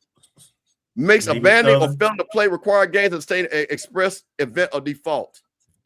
So with home games scheduled between Thorne, NRG, Southern game must be approved by TSU Board of Regents and Shell Energy Stadium. Both sides need to answer that point. Is Texas Southern playing off-site because of an amendment or waiver, or is the university at risk of breaching the contract and lose schedule rights? What in the world is going on with Texas Southern? I got a lot to say. So I hope for all things holy, man, it's a lot of lies being told in that article. I really, really do. Because that whole article is probably one of the worst indictments I've seen of an athletic department in my adult life. I'm so serious. That is a damning article. It speaks to a great ineptitude in the athletic department. It speaks to, man, a lot of time we see stuff in HBCU, we can all from different institutions say there was a lot of like ego involved or some headstrong stuff involved, right? This is street incompetence. Mm-hmm. This is just, it's an ineptitude. It's unfortunate. And we talk about an institution of higher learning, and this is the caliber of non-business that's going on. Let me tell you something, man. My senior year in football, man, I was talking about this last week. It's one thing that happened before my very first game. My coach was giving a pep speak, and he said something at that point in time. It stuck with me for all my adult life. He said, always be about the business of taking care of business. And that stuck with me, right? But now that comes to mind when I hear this because, man, they're not handling their business. And this is a D1 FCS program, bro. Like, high schools aren't even doing this. Like, this is ridiculous. I can find booster clubs that can handle business better than this. And this is a Division I institution. Like, this is a very, very bad thing. And I'm gonna say this. This is causing a great black eye on Texas Southern, but man, it's putting a black eye on the SWAC too. It really is. Because we're only as strong as your weakest link. And when you got somebody in your conference making moves and decision or the lack thereof like this, man, it's very damning. I mean, you can't even do the due diligence of taking a meeting to set up your football program. You got access to it. I've been to that stadium plenty of times. Great playing surface, nice acoustics. It's a nice field. Even for Texas Southern, I think the stadium holds like about 25,000, I think. It's a nice size field for them. And you can't even do your due diligence to even set your shit up. And now, instead of that, and it's right near the campus. Shout out to Velvet Taco, by the way. But now you got to sit here and drive almost 25 minutes away because somebody lacked to do their due diligence to do their job. It is ridiculous. It's shameful. It is shameful. Like, I'm sorry, bro. Like, it's stuff like this make you wonder when people say, damn, they couldn't get a good AD to apply for their job. It's stuff like this that makes it a black eye to want to go work in a place like this. It's ridiculous, man. Hey, unfortunately, when you have turnover, you know, I'm at FAMU, so I might have seen some things before. What I would tell you is when you have turnover and they have an interim AD, I believe right now, might have an interim president. A lot of times when you have turnover too fast, you lose institutional knowledge. You know, you lose those folks who knew where the bones buried, how things work. That ain't written in no manual anywhere. And so you absolutely right with everything you said. That just goes for me. That just shows that prior to this interim and this change of leadership there, that's where the knowledge was, and they don't have it now. Yeah, but Kevin, here's my thing though. Said the first time somebody got that you had change in the athletic department. Said the first time, and there's a time before that. So what I'm saying is, guess what? When you have experience in letting somebody go, you normally have what? Some type of transition team or segue into something else. There's still a thing to go about handling your business. Look, I can't speak to the semantics because again, like you say, you have family and you've seen some things, but I'm gonna tell you this: it's one thing to say you dropped the ball on something, Kevin. I think we all can say that our institutions have dropped the ball on something. We all can, but a lot of time with HBCUs, and you know this to be true, most of our stuff that when we have issues, it comes to ego. A lot of time, this right here ain't that. I can't. This right here is ridiculous, bro. Hey man, politics is real in the state of Texas and across the country is different now. And so, as you know, there's a lot of inexperienced people leading HBCUs right now. And I'm gonna leave that there. Steve, you know where I'm going. Blue, listen, you have been around FCS, you monitor FCS. And I'm not saying this because you are a traditional white guy that we love and know. Has this happened in any, like, do the white folks do this? You know what I'm saying? No. I don't know of any FCS school playing at a high school stadium because they forgot to book out the current stadium. I mean, there's only like, I'm just thinking, I mean, like, I exclude the Pioneer because those are just non-scholarship schools and they just kind of do their thing. But I think most of them have their own stadium. But I think Portland State's the only other one that plays in like a stadium off campus. They play in a soccer stadium too. But I mean, outside of that, man, I mean, that's rough. And you got first right refusal. Yeah, I mean, that's and then also like, is the on-campus stadium like condemned or something? Is that like the issue with that playing? No, it's not condemned. So it's a makeshift with a field. It's a makeshift bleachers, and they'll play typically like homecoming there, right? But that's it. That's it. I need Texas Southern. I need somebody for Texas Southern because I know it's only 80 y'all out there. You know what I mean? Until basketball season starts, y'all need to get your own. Hey man, call Lionel. Call said because y'all need to talk about this because I need answers for somebody from Texas Southern because you know what's really bad to me, and again, Zoe and you guys know that I work with lawyers every day. You got a damn law school. The guy that negotiated the deal is still at the law school. So how did Kyle call him and he explained the whole contract because he's a lawyer. And you don't say, to your point, Kelvin, it's not like the guy's not there. Kevin, here's the point. So Kevin, here's the thing. Kevin, you made the comment, right, about all the things you stated about young people or inexperienced and all that's true. But you know what you forgot? That's what you can't get around. In that article, it says so clearly, I have reached out to them. I've reached out to them. They won't answer my calls. They won't get back to me. So when you see now, when that is there, that's the problem. So I can see again, we had a change in this. I don't buy it, but you know what I'm saying? We let somebody go to the middle of that transition, but then you got somebody reaching out to you. I was just trying to go there with what now she Grace, just stated. Shout out to Grace and Glow 84. That's Grace what I thought it was. Like NCAA compliant. Shout out to Grace. The goalpost is not the same at the high school level as the NCAA level. That is absolutely correct.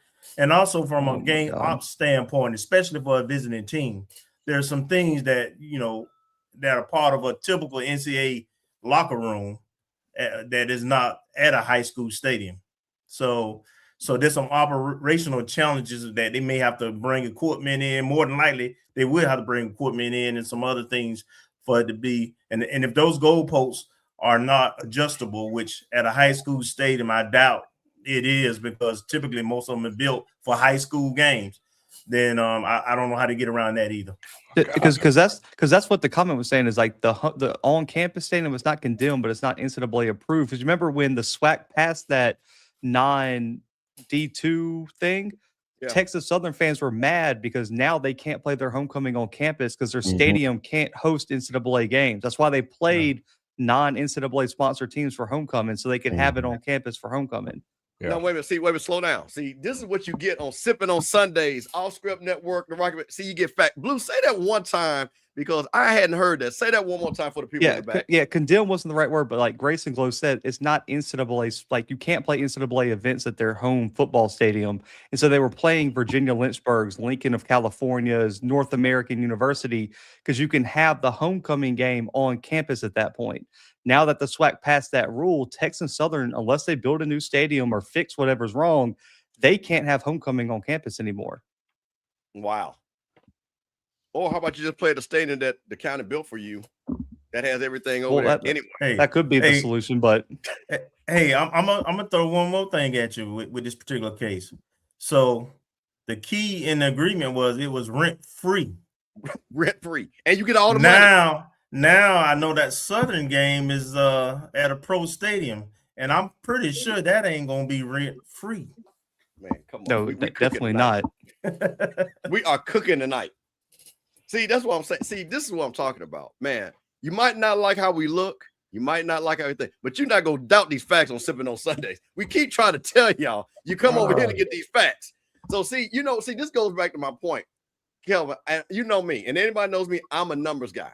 Blue knows, me and Blue literally had a breakdown of numbers when we did a show. So, I'm always about where the money at. And this is where you can't go. So, okay, let's use your point, Kelvin. They've got an athletic budget, right?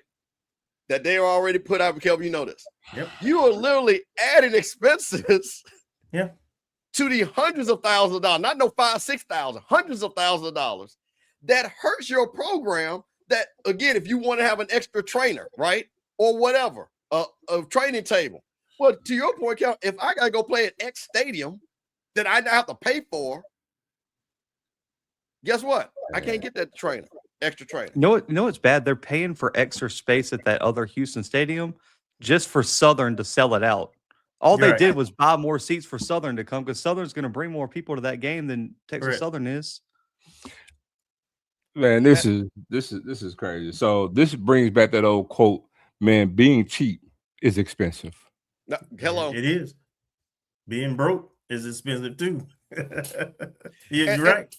And look, wait, I'm gonna pull up one because right, you know what? Cue the saxophones. That's the new thing now. Cue the saxophones. Boys in the hood saxophone. Because you know what? But somebody saying, well, wait a minute. People are saying, and I don't know why I was looking at it, that McClellan was The AD, that was a great deal for Texas Southern. Yeah, they don't have to pay for anything. Yeah, if you utilize choose first. If you utilize it. They So missed the point of the article. If they would have just had the meeting with the Dynamo, the deal's amazing. There would have been no issue. Here's the thing. That's what makes it even worse.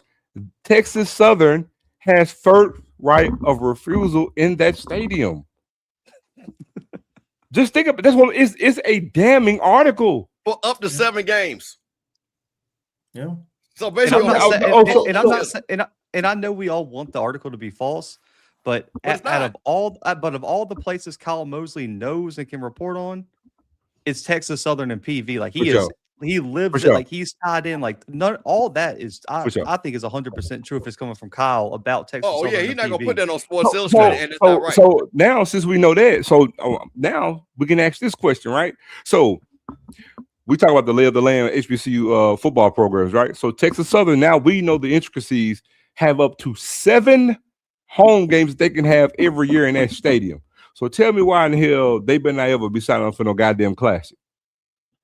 See, now it's like being a fly on the wall. So Texas Southern, which they don't do great in attendance, right? You talk about wanting to have the ability to build a program, right? So now you can get in a 12-game conference, you can guarantee yourself 7 home games a season at no to minimum cost. Why in the hell would you? Why in the hell would you even think about scheduling a classic game? Watch this. You could guarantee yourself 7 home games, right? Isn't that more advantageous for your football program to have success? If I can have 7 guaranteed games at home every season and only 5 games on the road, bruh. You see what I'm saying? See, that's what we're talking about. See, again, we don't always know the intricacies of every deal, of everybody's situation. But now to sit here and know that this program can really flex and grow something, because you got 7 damn near free home games at home, and you still want to play a damn neutral site classic. Tell me what sense that makes. Why would you give away a home game that you got damn near free to play in a damn classic game for any shape, form, or fashion? Man, listen. Shout out JT. Yeah, I need listen. If you seriously, if you are a Texas Southern person and you're upset now, and I mean a real Texas Southern person, I'm talking about you got some credit out. I don't want to hear that you from Houston, because I know about that. I'm talking about Texas Southern people, because see this, and again, we're gonna move on because we got a lot to talk about because this is a packed show. But this is what bothers me when you're trying to build a program, right? And I think we all agree on this. Home field advantage kind of matters if you can build it, and you can build a great opportunity, getting people to come to the games. You getting all the money. It's your stadium. You know where like I say, you know where the bathrooms are at. You know which way to walk in the stadium. When you go in a high school stadium and all this different stuff, and you know this, Kelvin, you play sports, that's gonna throw the athlete. Wait a minute, we got to go here this week, because that means we got to get up 5 and Blue, you too. We got to get up 15, 20 minutes earlier. All these different things. Yeah, you got to pack more gear. And here's the thing. Shout out to Miss Faye, because you know what? She's checking in on us, sipping on Sundays. But let me tell you what bothers me about this 4-suite thing. That is revenue that, you know what? Okay, I get it. You get a president, let them have the hookup suite, right? That's fine. But them 3, I'm selling those, bro. Oh, I'm getting a check from those. Mm-hmm. Ain't gonna be no hookups. Ain't gonna be no alumni president. Hey, yesterday price ain't today price. I'm selling them joint whatever per game, 25,000 or whatever, something. I'm giving me a check for them 3. So just alone, if I sell that suite for 25,000, I made 75,000 per game. And you're not gonna tell me with them balling shot callers at Houston, they can't find people that want. Kevin, let me ask you a question. If FAMU had 4 suites with our home schedule like we usually have, you gonna tell me we could sell them suites out? We got 6 home games this year, and you got Southern and Tennessee State, and absolutely we would sell those. So think about that. So again, 75,000, and let's just drop it to 20, and you get 60 G's, and do it 5 times. That's 3. That's your NIL right there. I can do you one better. You talk about suites. You talk about suites. I could do you something that could really make money for HBCUs. If HBCUs had actual party decks, you have more students You know what I'm saying? Getting free. They did more party decks and a limited amount of load seating. That'll really drive up money for HBCUs. If you look at the construct of how we get out and how we go to games. And and in terms of suites, typically you sell the suites like in 3-year blocks, right? Right. So you got that money guaranteed whether they show up to the suite or not. Yep. Guaranteed. Yeah. So that just, you know what? I'll tell you what. Here's the crazy thing, Steve. Didn't just last week, didn't we talk about Texas Southern has a master plan and talking about wanting to build a 10,000 stadium seat stadium on campus? Yeah, on campus. So I mean, now you're really talking about building a stadium on campus, but hell, you can't even meet to take advantage of the damn stadium that you got access to. And my thing is, and I guess that my question would be, I'm not mad at having a campus on stadium. I get that. Because see, I have not been to where Texas Southern plays this game. So how far is that stadium from the school? I don't know. Anybody know? Man, about a couple of miles? Man, it ain't far at all. It's not at all. So, okay, here's my thing. Why would you allocate money to build a stadium when this is a couple of miles and you got the sweetheart deal in where you don't have to pay for it? Because what are you going to do? Build something different? It's already got the suites. You don't have to pay for the stadium. It's close enough where it doesn't hinder you, where you got to go across town. You know what? I can understand if Jackson State, which makes sense. Because the stadium, you can't walk to the stadium. Well, old school people used to, but literally you can't walk to that stadium. That would make sense for Jackson State. But to you guys' point, it's that close, and you got the deal. You get to pick your dates. They got to wait. You get all the money. Without the expenses. Come on, because maintaining a stadium, you know, the turf, the paint, and the pressure washing, you know, they ain't got those expenses right now. None of those costs. The county picks all that up. Trash, man. Yeah.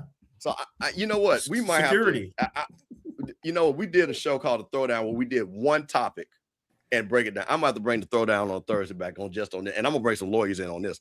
And I'm sorry because again, Kyle Mosley did it. So Scotty didn't bring out the contract. It was Kyle Mosley, so you can't be mad if we deep dive on it. Because I'm gonna have to get in because I gotta get on this. But anyway, let's move on to our feature discussion. We got a couple little fun things we're gonna end at the end of the show. But as you well know, guys, it was SWAC Media Day. Zoe wasn't in attendance because Zoe was working on his wedding plans. I wasn't in attendance because we're banned from coming. Otherwise, no. But guess what? Kelvin was there. And Blue, you weren't there, but you covered everything about it, correct? Yeah. Watching and stuff like that. Did a recap. So that's why I have my brother Kelvin here, because I wanted to talk to people. I didn't think I watched it, but I think there's something said for people to be there or really cover it. Because I can only see bits and pieces. But I want to start off with the SWAC prediction that came out of the order, that came out of the media day. And then we'll kind of talk about what you guys saw. So here is what the SWAC said. Who's going to win the SWAC? Make that big for everybody. SWAC Media Day. Here we go. We'll start on the left side, going left to right. Oh, well, no, hold on. Let me see. Okay, what is this? Okay, Dave, what is this? The order? They got it this way, right? Okay, I see what he did. I thought this was east and west. So I'm sorry about that. Okay, so it looks like, correct me if I'm wrong, that he's got Prairie View 1, Alabama State 2, Jackson State 3. Is that what he's got here? Is that right? Looking at it? It's 1 through 10. Can you guys see that? 1 through 10? Okay. Yeah. 1 through 12? Yeah. Okay. 1 through 12, I'm sorry. But that's fine. Yeah, so he's got Prairie View first, Alabama State second, Jackson State third, Texas Southern fourth, Bethune-Cookman, and this is the conference, right? Yeah, this is the conference. Yeah, let me make sure this is right, because I'm pretty sure this is the conference. Yep, okay, because that's the West. Wait, that's the East. Yeah. How did he order it by first place votes to like? That might be his pick. But right. I think that's what I think. This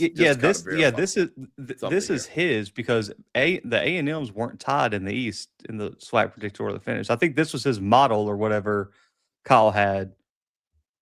Yeah, he just got it going from 1 through 12. Okay. It was just his way of breaking it down of how he got to 1 through 12. Okay, he's got it. You know what? Well, hold on 1 second. Because that's Kyle's. Like Kyle has like some sort of statistical model that he uses to predict. I was trying. Okay. All right. Well, give me a second. You can go to the SWAC Twitter has like nice. I saw what he did, but yeah, I got it. Yep. Give me 1 second.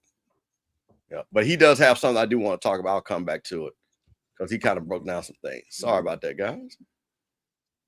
I thought we were gonna have a nice little discussion, but same thing here. So this is what the SWAC media said right here. Here we go. This is the official SWAC 2026 football predicted order of finish. In the East, we have Alabama State, Jack State number 2, Bethune-Cookman number 3, Florida A&M number 4, Alabama A&M number 5, Valley 6 in the East. In the West, Prairie View, the defending SWAC champions, Grambling number 2, Alcorn State number 3, Texas Southern, who doesn't have a home, number 4, Southern Baton Rouge, which we're going to talk about their coach because I guess he didn't know what class they're playing in, and Arkansas Pine Bluff 6. So we're going to start with you. What do you think about what the SWAC thinks this order is going to be? I don't have any problem with it. I mean, it's semantics on, when we talk about, to me, the West more than anything. I think right now, we talked about it. I mean, you could easily have Jack State 1 or Alabama State 1. I don't have any exception with that. I'm up in arms about FAMU or Bethune. Bethune may have won their game, but look at what Bethune lost as opposed to look at what FAMU has coming in. So the way I typically do the preseason is not so much on everything that happened toward last season, is what you've done from season's end going into this upcoming season. A lot of people put a lot of onus on, well, we won this game last year. That has no credence on from the end of the season to this season. Because of that game, if you lost all these players during that game, it doesn't have any effect on this year's game, right? So that's why I roll with that. Bethune lost a lot in regards to what they were doing offensively. Yes. And so you look at FAMU has a quarterback that came in, had a great season last year at Albany State, brought in some great players, and again, they still recruited the same.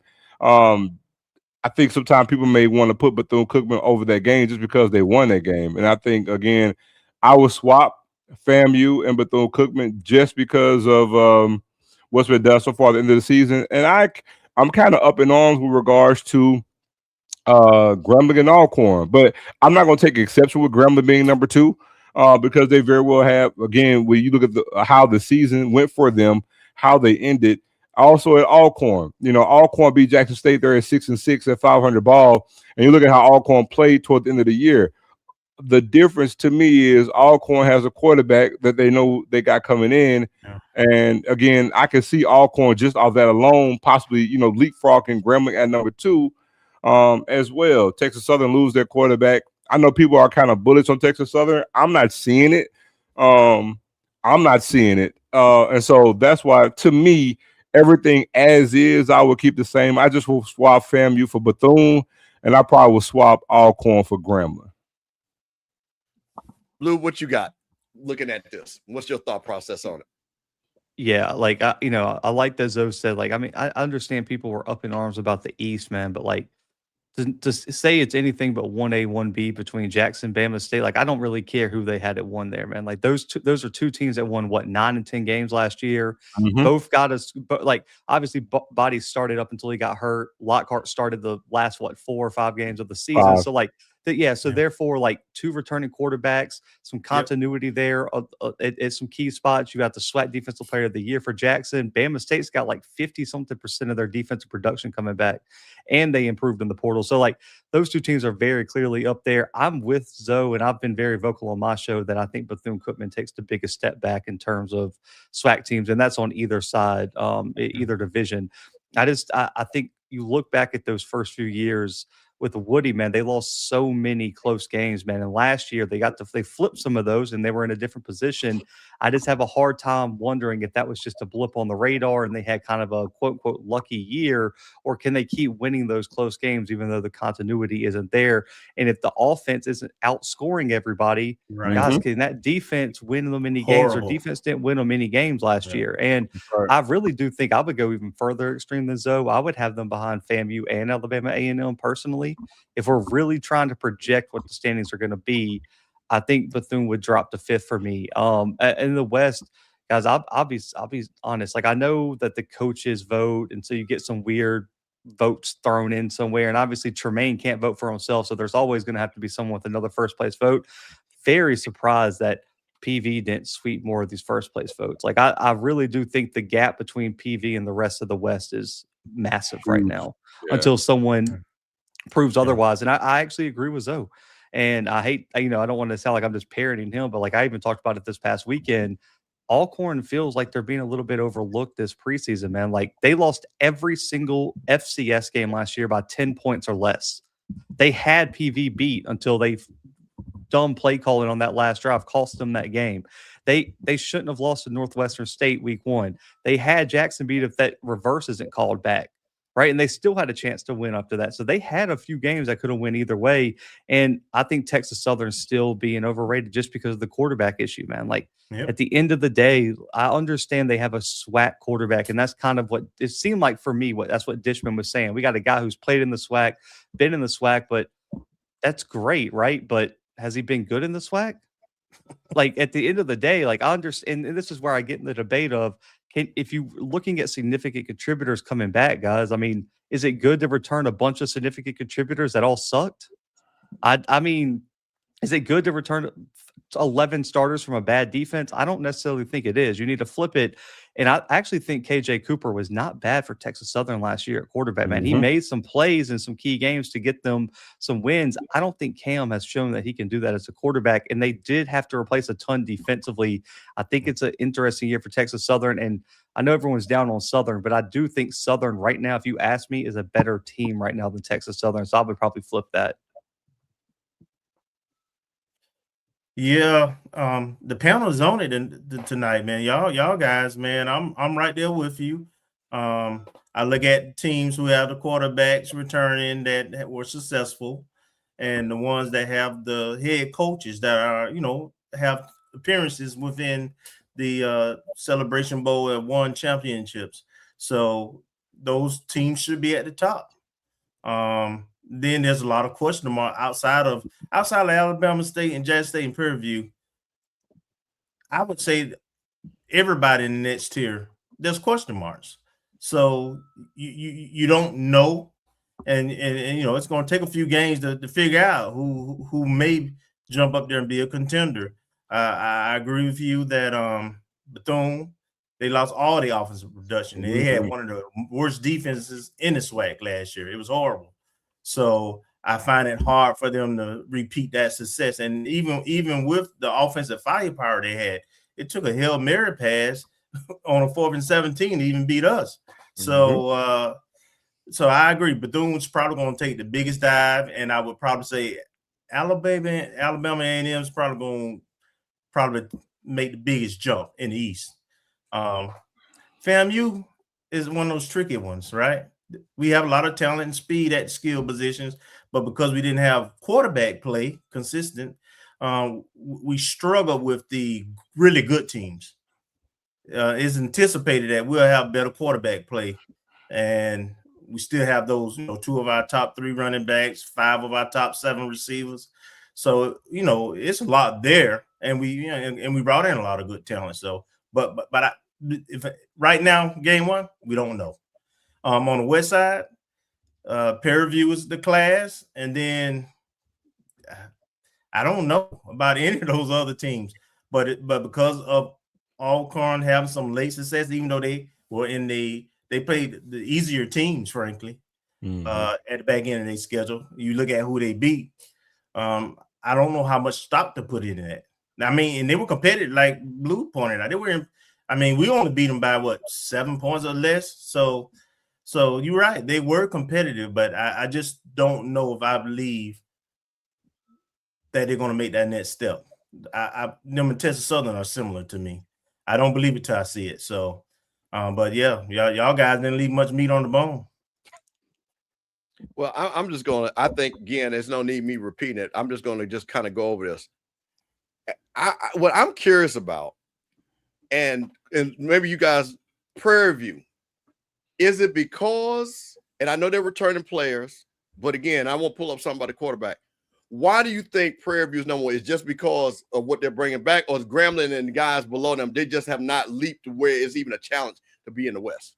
Because Prairie View lost a lot of people, lost a lot of great players.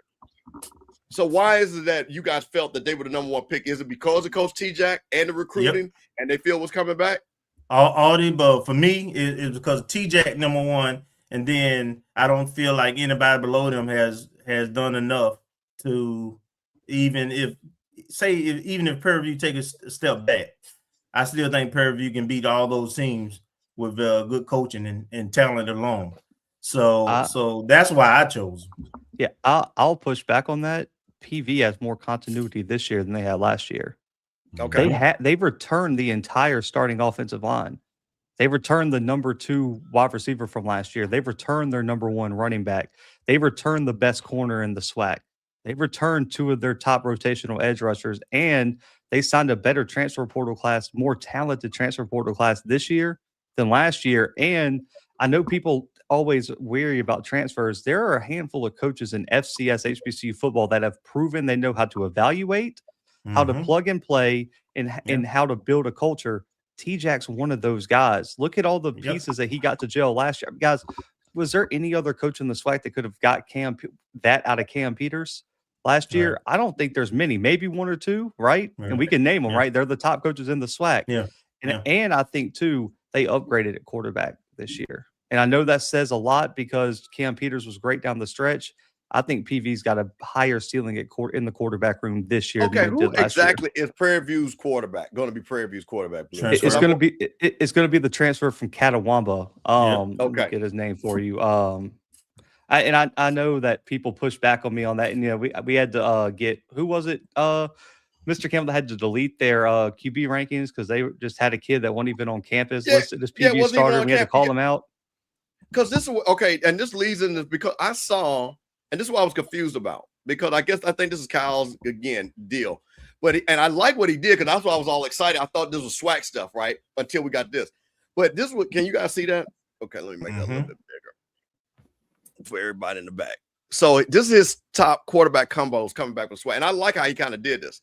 So he had QB coach continuity.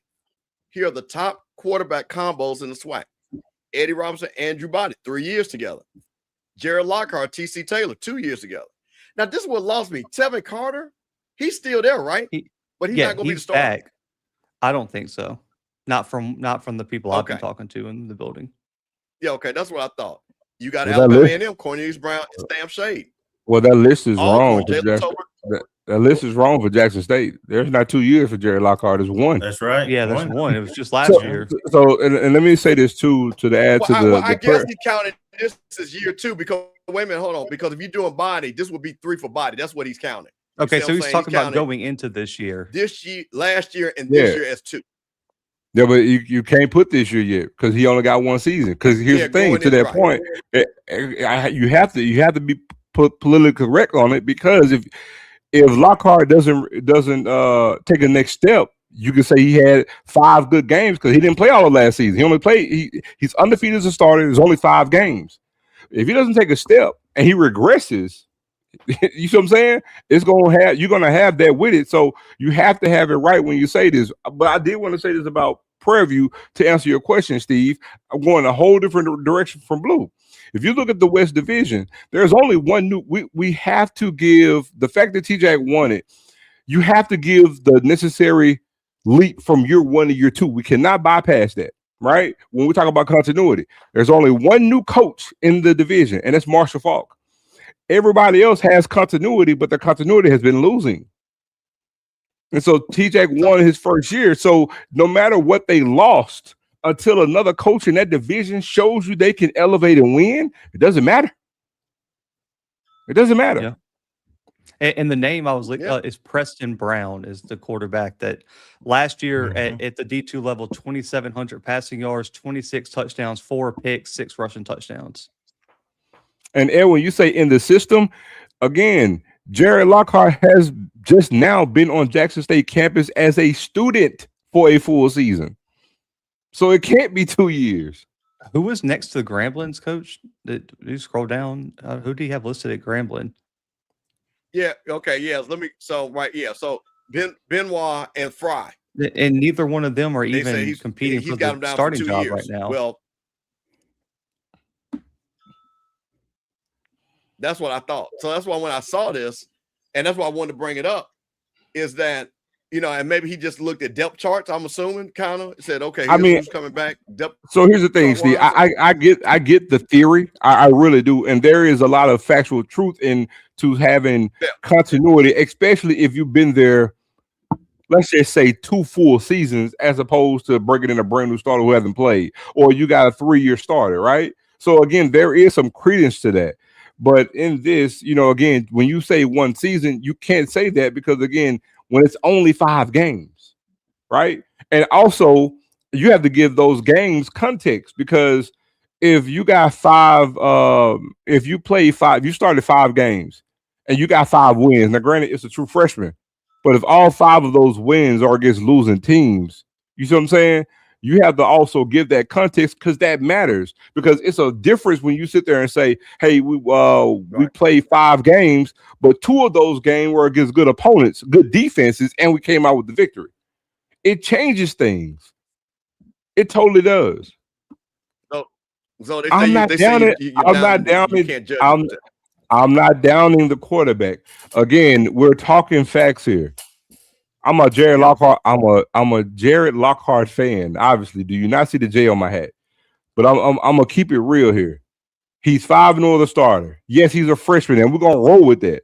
But it changes things if I say Jared Lockhart in those 5-0 games, if he beat 3 teams that had good defenses, the average to the top of the conference, that changes things, does it not? It does. Well, guess what? I got a little something for you, because again, people brought their quarterbacks. Well, HBCU go said they're gonna tell you who their top 5 quarterbacks are, and we're gonna talk about it in the SWAC. And I tried to tell people on this show, Kelvin, because for some reason they act like Isaiah Knowles didn't play football. And I tried to tell people that FAMU has got a top 3 quarterback. Now, whatever number, I'm gonna give Andrew, and you can put Lockhart, but you ain't gonna say Isaiah Knowles not 3 based off what he has done. 2-time SIAC Player of the Year. But this is what they got. And HBCU, shout out to HBCU Go, Curtis Simons, the top 5 SWAC quarterbacks entering the 2026 season. Well, you can watch them on HBCU Go every Saturday. This is their list. And I want to hear what you guys think about this. Andrew Body, number 1. Isaiah Knowles, number 2. Now, this was the shocker to me. Jalen Tolbert, number 3 at Alcorn. Jared Lockhart might be kind of what you're kind of going with, number 4, and Cornelius Brown at number 5. What do you guys think about that? Jalen Tolbert at 3 is madness. I'm gonna catch a lot of flack for what I'm about to say, but I know. I honestly think in my heart of hearts, I'm being real on this. I think Cornelius Brown should be at number 3. Quad Brown is an amazing talent. His major problem is he can't stay healthy. When you talk about, I mean, honestly, if Quad Brown would never get hurt, me personally, I would take Quad Brown over Andrew Body. But he can't stay healthy. I would. Now, Body's a better player because I think Body's in a better, Body to me is in a better system, right? With what he has. So obviously Body's going to be at number 1. But I'm just saying, to me, when we talk about skill set, what he could do, man, the measurables, all those things, Quad Brown has it to me. But he can't stay healthy. And your best ability is availability. And that's his greatest thing. But I'm taking Quad Brown over Jalen Tolbert every day and twice on Sunday. Every day and twice on Sunday over Jalen Tolbert. So to me, I will go Body. I will go Isaiah Knowles. I will go Jared Lockhart, and I go Cornelius Brown. Then I will go Jalen Tolbert. Blue, what you think? I mean, I got understand. another look I'm gonna show you, which is even more interesting. Go right ahead. I understand the potential of Knowles, but the thing too is, and even as high as I am on PVs and coming D2 quarterback, I wouldn't put him in my top 5 because he hasn't proven it at this level. as much as you could say good players can translate, right? They don't always translate. And quarterback is a really tough position to translate. D2 quarterbacks don't always work out. Takes a special player. He might be that guy. He's in the same system, but I have a hard time putting him over guys who have won at the Division I level. And just for me, I would probably move him and Tolbert down some. I would have it Body, Lockhart, Brown, Knowles, Tolbert, in my opinion. And that could change at the end, man, just because Isaiah Knowles has a chance to prove it on the field, man. We have to see him do it at the D1 level. We've seen all these other guys do it at the D1 level. But I do think if you're just asking me who's the better quarterback, I'm easily keeping Knowles over Tolbert, in my opinion. Yeah. Let me say something, Blue, before, because I know people would like to. I feel like a celebrity right now. They're gonna make a clip out of something. I didn't say that Quad Brown is better than Andrew Body. I said that I like and I prefer Quad Brown over Andrew Body. Is what I stated. I said when he's healthy, I think I like him. I like his skill set better. I said he has the tangibles, he has the measurables. I just, from a physical standpoint, I like Quad Brown over Andrew Body, but I did not say Quad Brown is a better quarterback than Andrew Body. Well, Zoe, guess what? I got a list that you're really not gonna like. Because HBCU went a little bit further, and they did the top 10 quarterbacks in the SWAC. Oh God! Oh, is this one they deleted?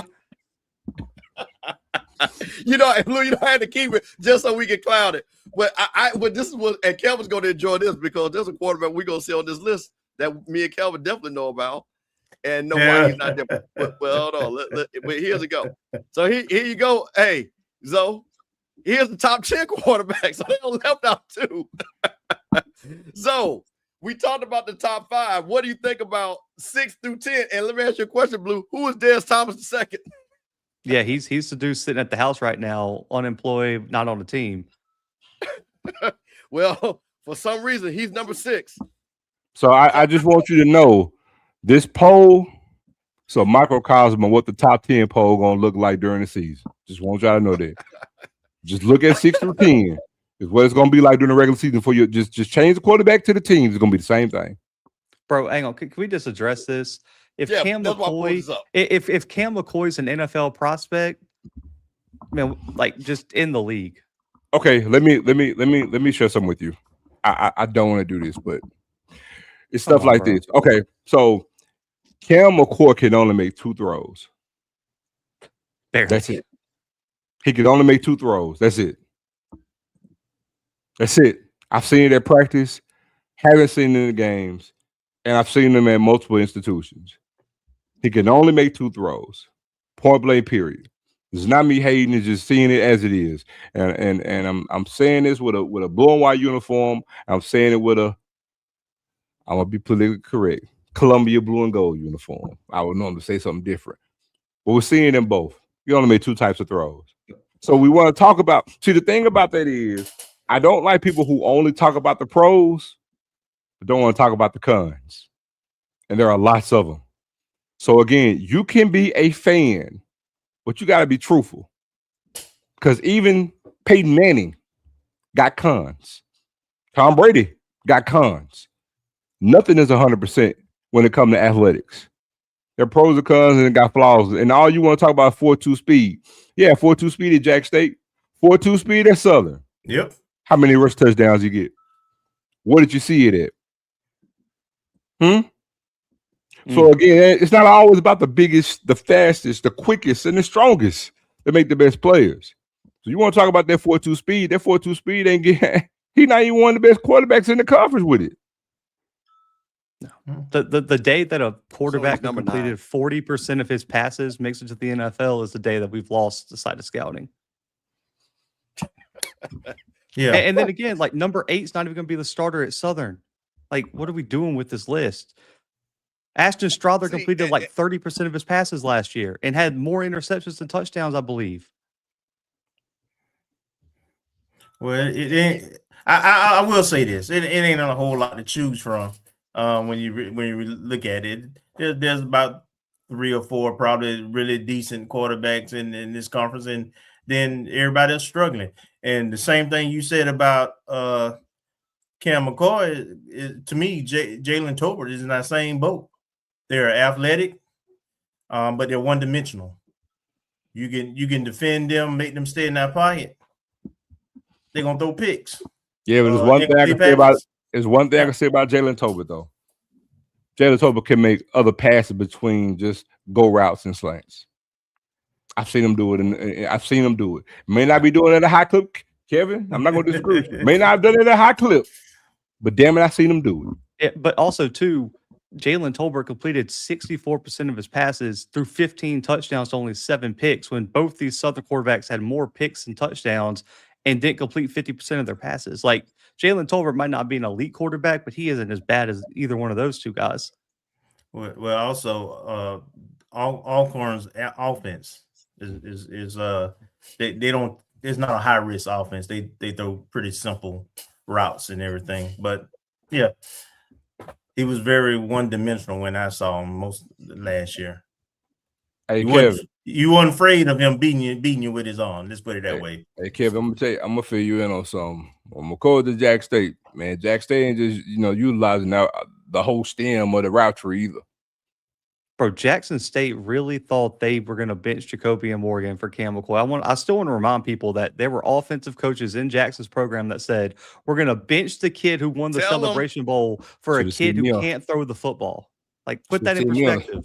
Should have seen me on the sideline. That's because he was running past people in practice. That they got all caught up in practice. Yeah. He was doing his Lamar Jackson imitation, and people got excited. But football is about this up here, especially the quarterback position. At the quarterback position, and that's why the man was called. Well, actually, it wasn't so much of what was being done in practice. It wasn't. What it is, for the most part, is just falling in love with what you think it is. Because, like the person made the comment, you got 4.2 speed, you got this, so you can fall in love. Because you know what all coaches love?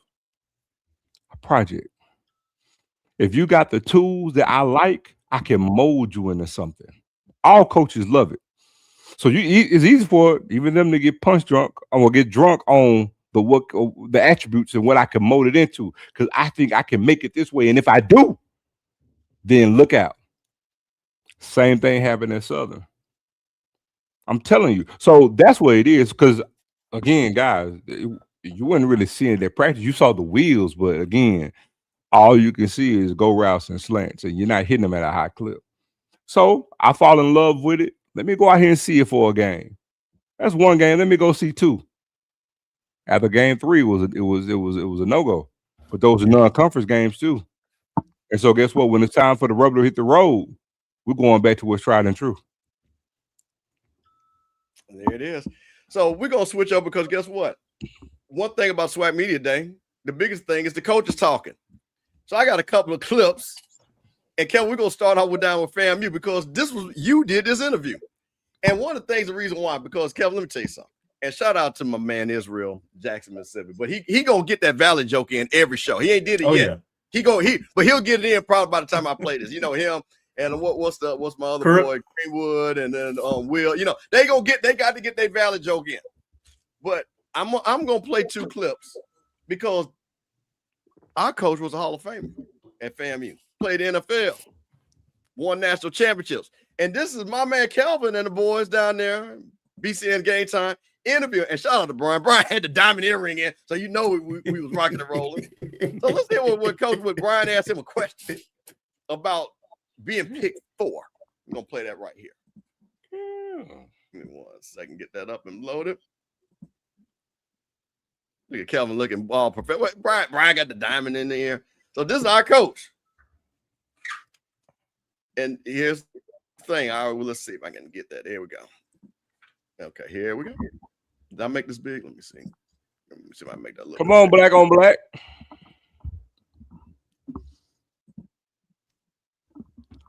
No, why is that? Okay. All right, here we go. The order of finish, so I'm gonna go ahead and get us going. And just in case you didn't know, Florida A&M predicted by the of course. Are you using your home address for business but know it's hurting your brand image? At iPostal One, we can help. SIDs and other head coaches 4th in the Eastern Conference. I'm not surprised by that, but what's your impressions when you hear the preseason predicted order of finish?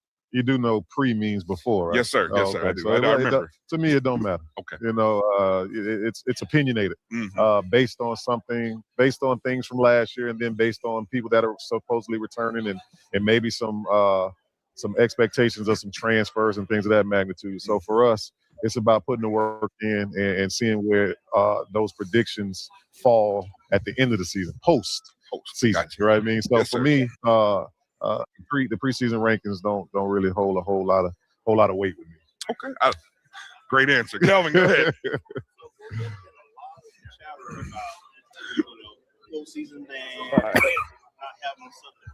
Hold on one second. I got the next clip. There's always. So let's talk about that. Kelvin, we're going to start with you. Coach said pre is pre. Folks got FAMU, as we saw, behind Bethune-Cookman. Kelvin, you a rally, you ONG strike zone. You know what's going on in Tallahassee. Coach knows something that we don't know, or the SWAC don't know. Absolutely, Coach knows some things. And of course, all coaches at the beginning of the year, you know, hope is eternal.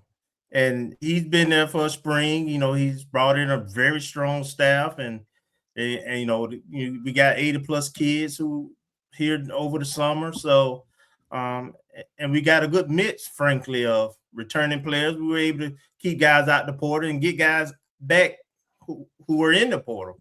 I think we only lost one key guy that we wanted to keep. So he's put in the work. The team is putting in the work. They believe in what they can do.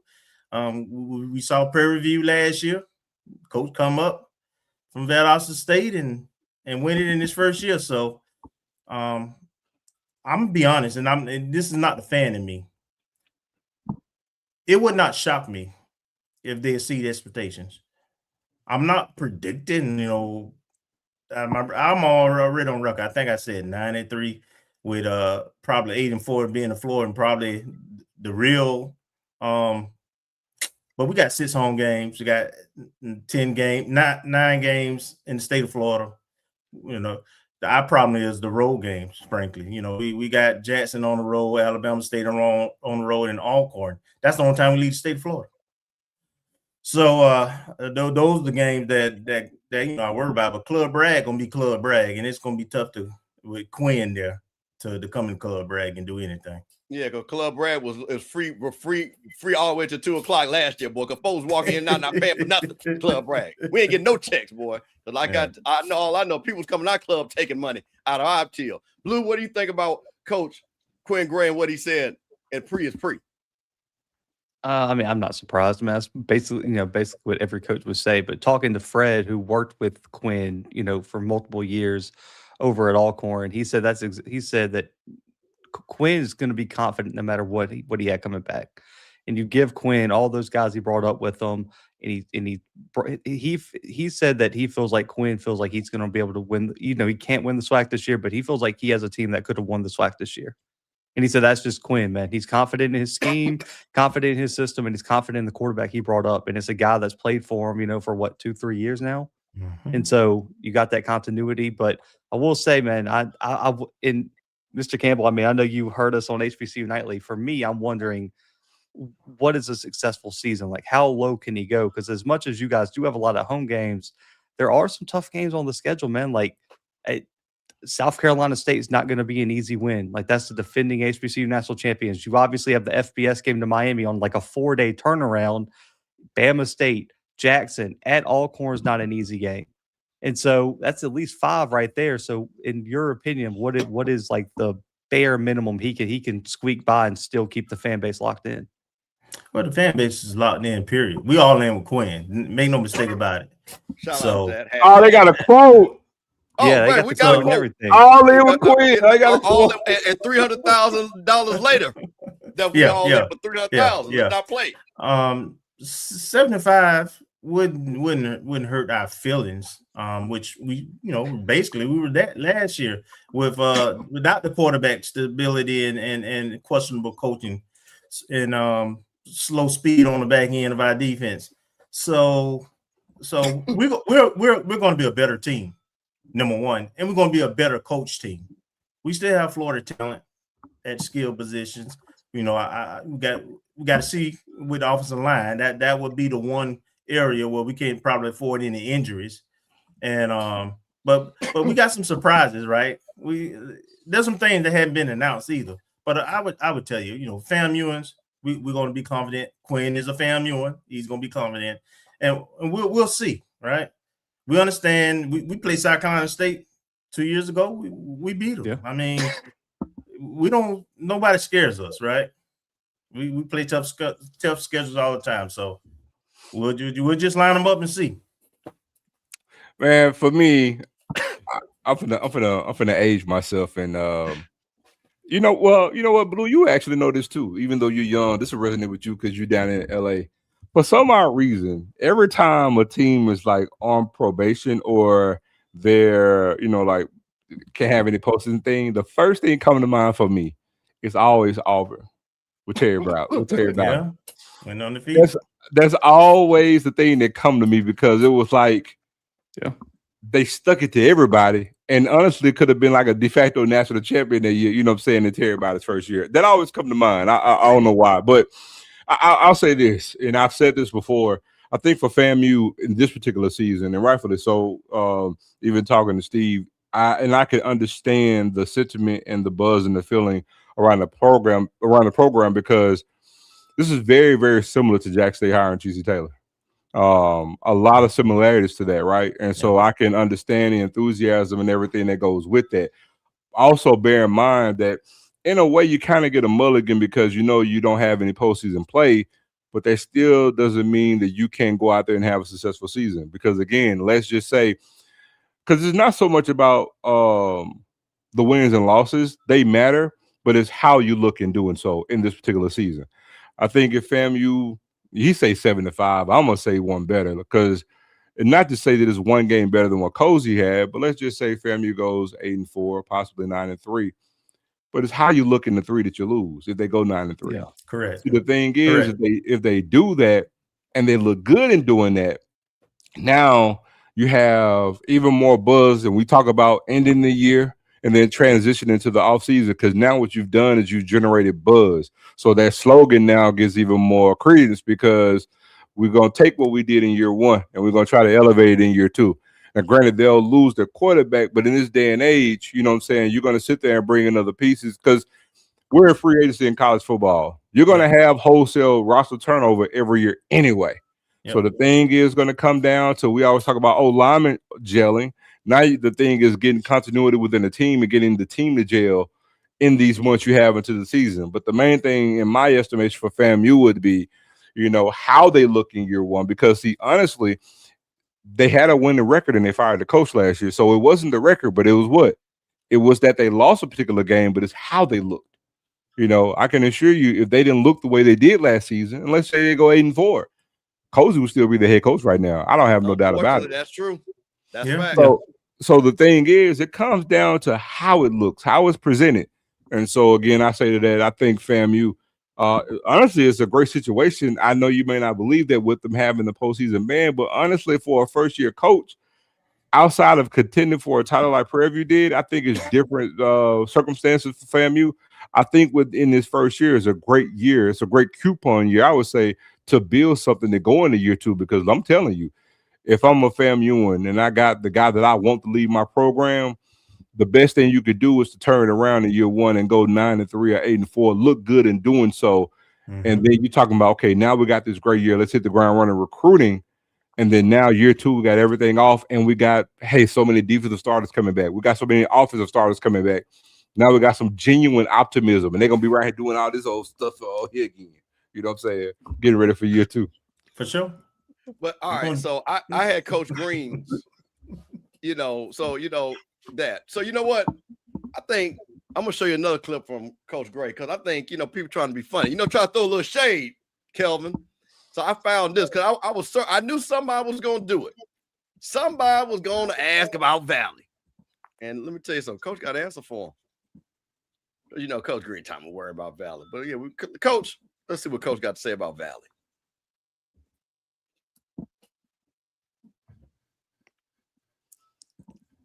Hope you and the guys in Florida are doing well. Back room here, Coach. And if you could, being a former player of this historic university, talk about a 2-game losing streak that the Rattlers have to Mississippi Valley State. Well, I'll address that first because I don't know anything about it. I know over the past 2 years they've lost to Mississippi Valley, but that's neither here nor there with me because we're moving in a different direction as it relates to the program. So we don't have a losing streak to Mississippi Valley as a program right now. But Florida A&M does have a losing streak to Mississippi Valley. But in the direction that the program is moving, we're moving forward with positivity and not worried about what's happened in the past. So our quarterback room is a tremendous one. We got the 2-time SIAC Player of the Year coming. That's here with us at SWAC Media Day, and Isaiah Knowles. We got a couple of freshmen that we signed that are going to be tremendous for us in the future, and then we got 2 transfers, one from Alabama State and then one from the Citadel that's going to compete and help us make that room the best in the country. So we got some guys that'll be behind center this year that have proven to be very, very capable of leading offenses and making sure that, we're putting points on the putting points on the board and moving the chains, because that's what it's all about as a quarterback, to be honest with you. And Kev, I'm gonna start with you. Coach said, I don't know about that, but we ain't got no losing streak to Valley. I'm gonna tell you something. And I've talked to Coach Gray. And Kelvin, I want you go, if they say, are we bringing the cannon back? Because I heard Coach say we got the cannon back. Is that correct? Yes. I am telling you all, because of that question right there and his pride of being a Rattler, but then somebody had dare ask him that question, bro, we putting 80 on them boys. I got a question now. I got a real question now. So we just talked about, first year. So, real question. No good. This is for you, Kelvin, because he's already asked me this trick question 3 times. Go ahead. I did ask Steve, I think. So, yeah, Kelvin, I ask you. So, in year 1, say FAMU goes 9-3. If one of the losses is the Valley, does that change things? Mad as a mother. Yeah, mad as a mother. Yeah, that's problematic. Yeah, but you got 9 wins though. We're gonna be having wins, but people always remember the bad. That's what people gonna harp on. They're gonna harp on the bad. We lose the bad the 3rd time, which we ain't even think about that way. But honestly, but yeah. Oh, I mean, I'm not saying like it's something that's like looming over the season or nothing. I'm just saying in general. Hypothetically, no, he wouldn't be on no hot seat, nothing like that. But I know that. I'm just saying for the fans. I'm saying just for the fans, because again, 9-3, it's a damn good season, especially when you went 7-5. I'm just saying if you go 9-3, won some good games. I can even say the example like, okay, you beat Jack State and Alabama State, but you lose the Valley. You see what I'm saying? You win 9 games, you beat Jack State, and let's say, I know this may sound saying oxymoronic, but stranger things have happened. I'm just saying, but if because it's Valley, because you lost over twice, I'm just saying, if you were to lose the Valley, does it change things on that season? Yeah. Ain't no way you beat damn Alabama State and JSU and then lose the Valley. Hey, yeah, that's a big letdown, and it's at home. The last home game, I think. Yeah, people wouldn't be happy about it. That's what I told. There's no way in the Marvel universe that happens. We beat Jack State and Alabama State and lose the Valley. That's just not gonna happen. And I'm gonna tell you this, and Kelvin on the realistic, because Coach already talked about, hey, we've been scheduled, and he is upset about this, and he's made the statement. Wait a minute, Jack State scheduled for homecoming, Alabama State scheduled for homecoming. Okay, but I'm gonna tell you this: them 2 games at the end, which I think is Valley and Bethune, right? Aren't they right back to back, Kelvin? If I remember correctly. Yeah. I'm telling you right now, he's making sure that's 2-0. He's making sure that's 2-0. Because the fact that we got to come up here and even address this, and he had to address it. And mind you, I'm going to take in the history of Mississippi Valley football, I don't even know if they've ever had a 3-game winning streak against anybody in the SWAC. Yes, they have. Who? Prairie View, Texas Southern, and Pine Bluff, I believe. Oh, okay. Yeah, okay. You know what? I give you that. So the bottom feeders, and now Prairie View, y'all, we know y'all ain't bottom feeders anymore. We understand that. But so for the bottom, but the FAMU ain't a bottom feeder. That ain't no bottom feeder. So no. Actually, hold on, hold that thought. I can tell you. I think who you said Prairie View, UAPB, and who? Texas Southern. At Texas Southern. But 3 years in a row. 3 years in a row, but I also believe it may have been Alcorn one time, but don't quote me on that. But I can tell you in just a second, though. Man, listen. I tell you what. All I know is, and I think who was that said let's do a bet for Val. I'm telling you right now, I'm giving 35 points because there is no way that Coach Quinn Gray is not going to light that scoreboard up on them boys. Because like he said, you heard what he said here, we don't have nothing.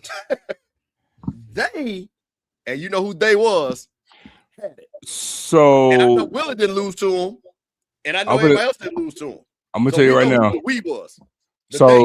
They didn't play Texas Southern in 3 consecutive seasons, but they played them 3 straight times, or 3 out of 4 years. That's fine. And they beat Texas Southern in 2008, 58-44. They beat them in 2007, 37-35. Excuse me. And they beat them in 2006, 20-18. Actually, 4 straight times. 2005 beat them 35-28. No, 5 straight times. 50-14. Serious. But I'm checking on Alcorn. I think I have to go back to the 60s or 70s, I believe, and they may have gotten Alcorn 3 straight times. But that's about it. But definitely Texas Southern, UAPB, and Prairie View. Well, I'm just gonna say this: no blue blood program, which FAMU is, came in the SWAC. Still, I think even in the 5-year period, I think only Jack State has more wins than we have, even with our down year. Because I think people forget, Coach, the first year we still finished second in the East. I think people forget that, as Kelvin said, and we beat South Carolina State. So let's not get it, and Alabama State. Let's not get it twisted. We only had 1 bad year since we've been here.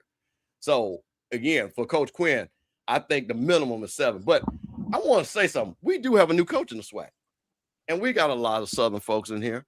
And this was his first SWAC Media Day. So they asked him a question, Kelvin, Zoe, and Blue, about a game that he played against Alabama State. Oh, my God. And let's see what he had to say about that. Because he was excited. He was really excited about this game because it's his first game. He's really excited, and he knows Eddie Robinson. He's going to talk about that. And guess what? He's got a, Southern button on, so everybody was talking about that. Shout out to Marshall Falk getting that together. But this is Coach Falk, and them asking him this question. Longest tenured coach in the conference. Talk to us about that situation and going up against Coach Eddie Robinson Jr. Yeah, I mean, it's just a great opportunity that I have. I've known Eddie for a long time. We've competed against each other, and now getting the chance to compete against him. A lot of respect for what he's built in this conference and what he's done. And I know he's not going to make it easy on me. He doesn't care. We're both from New Orleans. None of that matters. So I'm looking forward to the challenge and what they have and the opportunity. I mean, we're playing in the inaugural game in the Magic City Classic, and unfortunately, someone has to lose the game, and somebody's going to get a chance to create history and win the inaugural. So just a lot of respect there, man. A lot of respect for him and his staff and what they've built. Good. Thank you, Coach. Good luck to you in the Birmingham Classic, the Magic City Classic. That's it. Very seriously. Right. Sorry about that. Birmingham Classic. My bad. Yes, sir. All right. Next up, James. Oh, my God. You don't have the clip of him calling the Soul Bowl, calling Southern Jackson the Soul Bowl? Oh, my God. No, I don't. Yeah, he said it. Okay.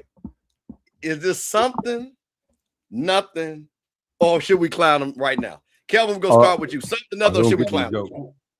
Oh, we definitely got raisins in the coleslaw. Yeah. He had the cookout. But I don't know if you want nothing, you don't want to bring the nothing. His potluck is the one you sit to the side, right? throwing the trash can. While he's got to get more comfortable and familiar with the culture. Just being honest. So Kevin, here's the thing. He says he's from New Orleans, but it's like he's not from New Orleans. So I'm gonna fill you in on something. So you say he gotta get acclimated to the culture. No, Marshall Faulk grew up in it. He grew up in the culture. I can actually show you photos of him being beside Eddie Robinson at Grambling football camp. Matter of fact, they're the only camps he went to, Southern and Grambling. Like even the schools that he played against in high school, like he's immersed in the culture. Make no mistake about it. Trust when I tell you. So what there is a thick form of disconnect. I know some people say, "Oh, it's just a simple mistake." Nah, dog. Nah, dog. There is no way you can sit there because just like we talked about the coach at Texas Southern, well, going on Texas Southern, how there was a disconnect from the firing people being let go. There's no transition team. Man, the moment you become head coach at Southern, and he already know about Southern, he should get immersed in all things Southern. We hate Grambling, we hate Jackson State. You see what I'm saying? We played FAMU as a conference opponent before the history of this program. It was the longest interconference rivalry in HBCU ball. You should know all of this. This should be ingrained, especially if you grew up in the culture. Though, if you say you grew up in the culture, that's what I'm saying. Is you should be ingrained in this. Yeah. So to me, oh yeah, you gonna get these jokes, but like, come on, dude. If I had, y'all remember Ed Lovelace had that sign? Come on, son. I feel like I feel like hitting them with one of those. Like, come on, son. But nah, man, you gotta do better than this, man. And I hope when he got back to Red Stick, got down Hardin Boulevard, got on campus, somebody said, look, dog, we're playing the Bayou Classic in your hometown, New Orleans. We don't like them Louisianans from the pine trees up there in North Louisiana, and we don't like them Jews from Jacktown. Outside of that, man, come on, bro. Come on now. Oh, and I did want to tell y'all one little caveat. Valley did have a 6-game winning streak against Alabama State, too. Oh, okay. Wow. Oh, my. Wow. Yeah. Okay. When so was that? Like the 80s? It was. Okay. Yeah, that had to be the 80s. That's the only time they were good enough to beat them 6 times. I don't, man, that hurt my heart 6 times. Okay, so I don't want anybody from Alabama State to say no. My math wrong. 5. Forgive me. 5 straight. Oh, 5 straight. Still, that's still rough. 5 straight. Crazy. So I'm gonna say this, man, and this is I said this before. I said this again. What you put in is what you put out. And listen, hey, they can have a great season. Could be great. I like the coach he hired, but sometimes you got to know things because you know you're gonna get called out on it. It's no different than when I hear somebody say Alcorn, bro. You got to know how to pronounce Alcorn. When somebody says FAMU, so you got to know somebody. Or wait a minute. Or literally, I was around some white people, and we were talking HBC football this weekend. I'll kind of maybe get into what I did this weekend. Really big for HBCUs. And I was telling them, I went to FAMU, and they knew FAMU because the white guy's best friend is from FAMU. But I told them I was from Jackson. And the white girl said, yeah, I know Jacksonville State. I would have nicked the boy. Okay. So I had to step back. I was in Nashville, Tennessee. So I said, okay, we're going to start over. I said, how do you know about the school? Oh, yeah, Dion went there, right? I said, okay, which is fine. I said, Dion coached there. It ain't. And it's not Jacksonville State. It is Jackson State. And it's only Jackson State. And it will only always be Jackson State. Now, Jacksonville State, I think, is in Alabama. It is. And the city of Jacksonville is in Florida. Now, one of them two. But Jackson State is not Jacksonville State. And it's not Jacksonville. So I'm just saying for Marshall Faulk, as you say, from New Orleans, Bayou Classic every day. It's certain things that you got to know. And that's not even a hard matter of fact, you don't even have to, and I understand, I know how he got tripped up because he wanted to talk about inaugural. I guess they, like I said, it's the Birmingham Bowl. I didn't even know that. Yeah. Did you know the Birmingham Bowl? Yeah, it's it's like the Birmingham Classic or something like, right, okay. It's something that McClellan been trying to get off with. I guess he finally got it up and stuff like that. But it ain't no way that I'm gonna sit back there and not know the Magic City Classic is a Magic City Classic, and B, I'm gonna know whatever the name of that game. Because first of all, I'm pretty sure they had to do some press conference, right? They did the press conference. They did the press conference the day before, Mr. Campbell. It was the day before. Steve. So let me fill you in on something, Steve. Okay, wait a minute. Stop. Full stop. They did the press conference. Yeah. The day before this question was asked. Yes. Yeah. Yeah. Banner with the name on it. Intro. The players talked. The coaches talked. Everything. Steve, I'm gonna tell you. Let me fill you in on something. Please. So, where did Marshall Faulk? Where did he come from to get to Southern? Colorado. Okay, who's the head coach of Colorado? Deion Primetime Sanders. Primetime. Okay. I can tell you right now, they've had many a conversation. And if Marshall Faulk hadn't learned by now to even take or learn something from Deion Sanders, I'm gonna fill you guys back because I'm willing to bet you when I'm gonna tell you, you're gonna remember it. You know what Deion Sanders does more than anybody else? He does his damn homework. Yeah. Yes, he does. Yeah. If you go back to Deion Sanders, had that great press conference in Jackson. The next day he comes down on IG, makes this great video with Ashley about the facilities that everybody tend to forget about. But that's another conversation for another day. The very next day after that, the third video, you know what Deion Sanders did? He made a video that went viral. He walked out, it was raining, in the middle of the vet. You know what he said? Made a video talking about filling the stadium up. Sonic Boom of the South. Literally, it went viral, right? Yeah. Because Prime did his research. He knew full well I'm at Jackson State. Sonic Boom of the South is the greatest thing since peanut butter and jelly. I'm gonna sell any and all things about Jackson State to the masses because you know what? I got the market. And Ward JSU get wherever he went. Let's be clear on that. Everywhere. On the pivot, he had that custom suit on the pivot that had JSU inside the jacket, on the sleeve. You know why, Boo? You want to know why? Because when he recorded the pivot, he had just left the orange plastic press conference. Yeah. Mr. Campbell, how are you gonna feel when Marshall Faulk is the first coach to win the Florida Classic at Southern when he plays FAMU later this year? When he calls it the Florida Classic. Well, here's the thing: since Southern ain't beat us in damn near 10, 12 tries, we know that ain't gonna happen no matter who their coach is. So he's just gonna go back. But the thing about it, no, what he's gonna say is, well, that was a tough game against Florida State. Yeah, the Seminoles were everywhere. Man, listen, went down to Tallahassee. Oh, man, y'all boys magical environment. Coach, tell us your first time down. Let me do my James Hill. Coach, tell us your first time being down in Tallahassee, and what did you really feel about the atmosphere? Well, looking around, playing FSU, it's incredible. Outstanding. Man, they had the award chant going crazy. Yeah, they had the tomahawks going.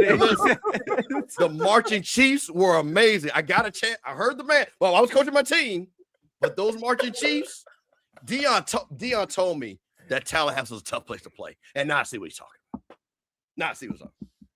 And here's Jay. Thank you, Coach. We appreciate it. God bless you and your family. That's my James Hill impression. I hope Bama State's petty. Y'all remember they played the Deion video when they beat Deion. Was that in the spring? They had the handshake. I hope after week 0, and listen, I know Khalil watches some of these shows. Khalil, if you're listening, bro, Alabama State has the Magic City Classic trophy because they've won it for the past few years. Please bring it to the game and give it to E-Rob if y'all win. Please give him the Magic City Classic trophy just to troll it. I'm telling you, that would go viral. Crook, no, we didn't. Crook, hold on, let me pull this up. Listen, you don't know your Southern history. No, we didn't. We done beat y'all like 8, 9 straight times. Point blank period. So stop it. Woo. So listen, you don't even remember the last time Southern beat FAMU. Even in our worst day, we still whooped y'all down in y'all home. So stop. So I just had to put that out. But listen, let me get to something now. Hold on. Since you asked, I sure can tell you when the last time it was. Well, you do that, though, because this is something. This is Sipping on Sundays. Like 2012. Thank you. Rocky Miller Channel. Man, listen, we sipping in the state of Florida, my boy Kelvin Roger. We sipping in the state of Alabama. Zach Blue McKinley. I'm calling him Blue because that's what we call him. No doubt about it. But listen, I'm going to say this. And Lionel, I am glad you're here. And I think my man, Mr. Mickens, is here. Prairie View 12 is in the house. Listen, I'm going to say this.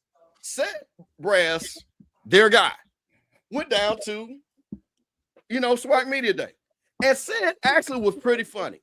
But I'm going to tell you something, Lionel. Now, Lionel, you my big nephew. You know I love you. We talk offline.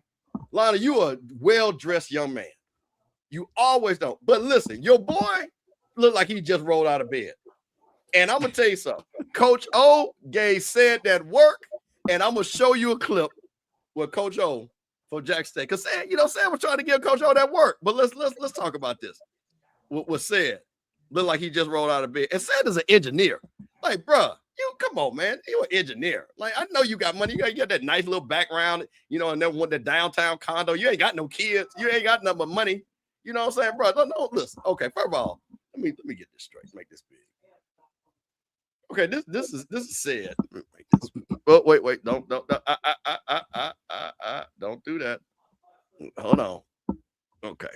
So this is said interviewing Coach O. Now listen, look at the difference. Coach O, now again, I understand he's there for SWAC Media Today. Looking dead sharp, member of Kappa Alpha Psi, looking good, represent Jack State. And this is what Lionel said down there. Said with his t-shirt on. Come on, man. Listen, I don't care. Hold on. I've seen internet. Listen, we black. That's white folks. I don't want to hear that. Stop it.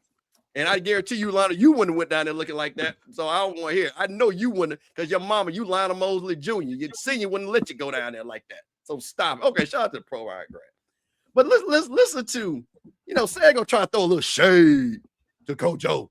A little shade, because they SWAC champions. So this is said right here. Let me see. Let me run this back just a little bit. I'm gonna back this up. And I'm gonna let this ride a little bit. So Coach O, Coach O class act right here with this interview.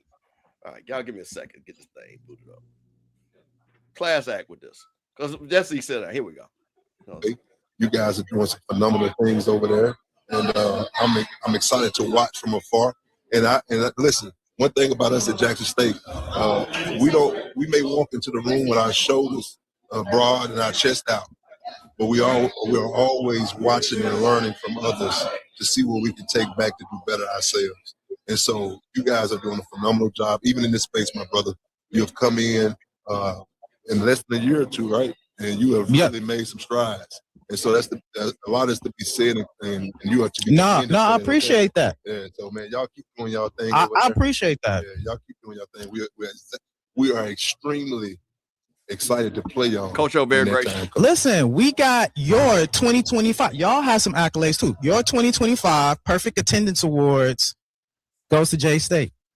That they are your attendance champions. Can I show y'all something before I go? You mind if I show the? Yeah, he's gonna show us. Hold on. Okay. Now, said, good little Joe. He think he gonna get the last word, right? You know what I'm saying? He's an engineer, Prairie View guy, real smart. You know what I'm saying? But Coach O is from Jackson, Mississippi, West Jackson, and this is how we do, folks. What's the ring? No, I got that now, but now I wasn't gonna show you that. I was gonna show you something y'all ain't got. Can I show you real quick? Show us. Right. I'm going at that. Show us.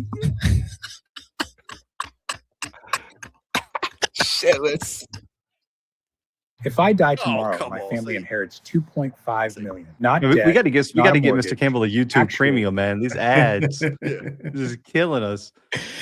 You PV got that? Listen. We in the building. We got. We in the building.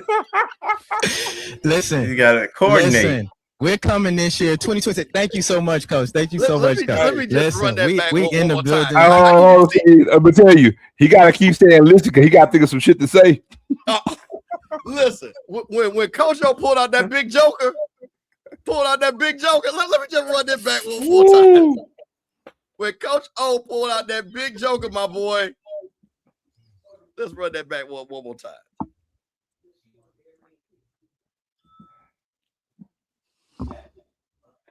Come on.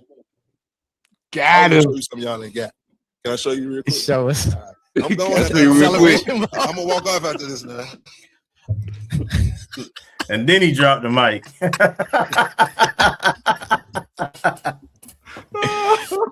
Do PV got that? Listen. We in the building. We got. PV got that? I'm trying to find the champion. Come on now. Listen. We're coming this year, 2026. Thank you so much, Coach. Listen, we in the building. PV in the building. Jay Stank is in the building. You heard them. They say they the bullies. They say they still the bullies. I doubt it. How you the bully when you got knocked out? How, Sway? Y'all tell me. Like, light up the chat. How you the bully when you got knocked out, right? Look, I was letting him have his moment, right? Coordinate. You got to coordinate. He hit us with the coordinate inside the jacket. Listen, it don't get no better. I can't wait to SWAC. So let me be clear. I think let me say something. Hold on, I want to address something. I literally said, and you can go back. I think Sid did an excellent job. I think Sid was funny. I think Sid was really, really on point. And I'm teasing Sid because he's my guy. Because I watched the show. Sid, because let me tell you what Sid did, which I love the fact. His trolling level, and I might need to find this, because he had a guy, I think, for Alabama State, right? And he played that PV, and the guy's got the headphones on. He's like, what the hell is this? The level of troll job. But listen, I don't care what you say. Don't you ever in your life, no matter what you want, mess with anybody from Jackson. Because we always going to have the last word, my boy. Always. So what you got to think about? I'm going to go with Zoe first. Jacktown, North Jackson. West Jackson laid it out there. So talk to me about what Coach O did. Before I address it out, because I did get the answer. So FAMU had 6 straight wins. Last time Southern beat FAMU was in 2012, 21-14. Okay. All right. Nah, man. I mean, it was a perfect retort, and the best that you can say is PV is in the building. You in the building winning on national championship. So I mean, and the crazy thing about it is, you with the attendance champ. That's the best you can come up with. I'm just saying, man. Oh, he thought he was cooking with that too, boy. He thought he was cooking with that. Here's the thing. This would be killing me if I said. Even when he said that, he was like, "Oh, I'm finna get him with this one. I'm finna get him with this one." Hey, guess what? And in true Spade fashion, big joking, my boy. Big no, joking. man. So Blue, but man, you've been around the SWAC now. What you think about Coach O pulling out that big joker? No, I knew Coach O always has something. Like if you ever get to talk to O, whether it's on or off camera, none of that should have surprised you. O is gonna have a response regardless, man. But always. Oh man, no. Listen, listen. I'll agree. Said no. Listen, Said did a great job, and if Said is watching, I said that in the chat. And I'm messing with him by the dress, but he could have dressed better. I mean, come on, y'all got big money down in Prairie View. You could have had a little Prairie View polo or something like that. I mean, you see my boy Kelvin. Kelvin had a jacket on with the ONG. See, that's why we do it, FAMU. I had to get that shot to my boy Kelvin. And Brian, not a stud. I do want to correct something that he said though that I tend to think he has wrong. And that is, he said, when you got knocked out, I would call that more of a decision. That wasn't a knockout. You won by 2 points. That wasn't a knockout. That was a decision. That was a decision. I agree. Kelvin, what do you think about that? You know, FAMU loves petty. That was FAMU level petty right there. Man, I loved it, man. First of all, I love that he had the lining in the jacket with the championship on it.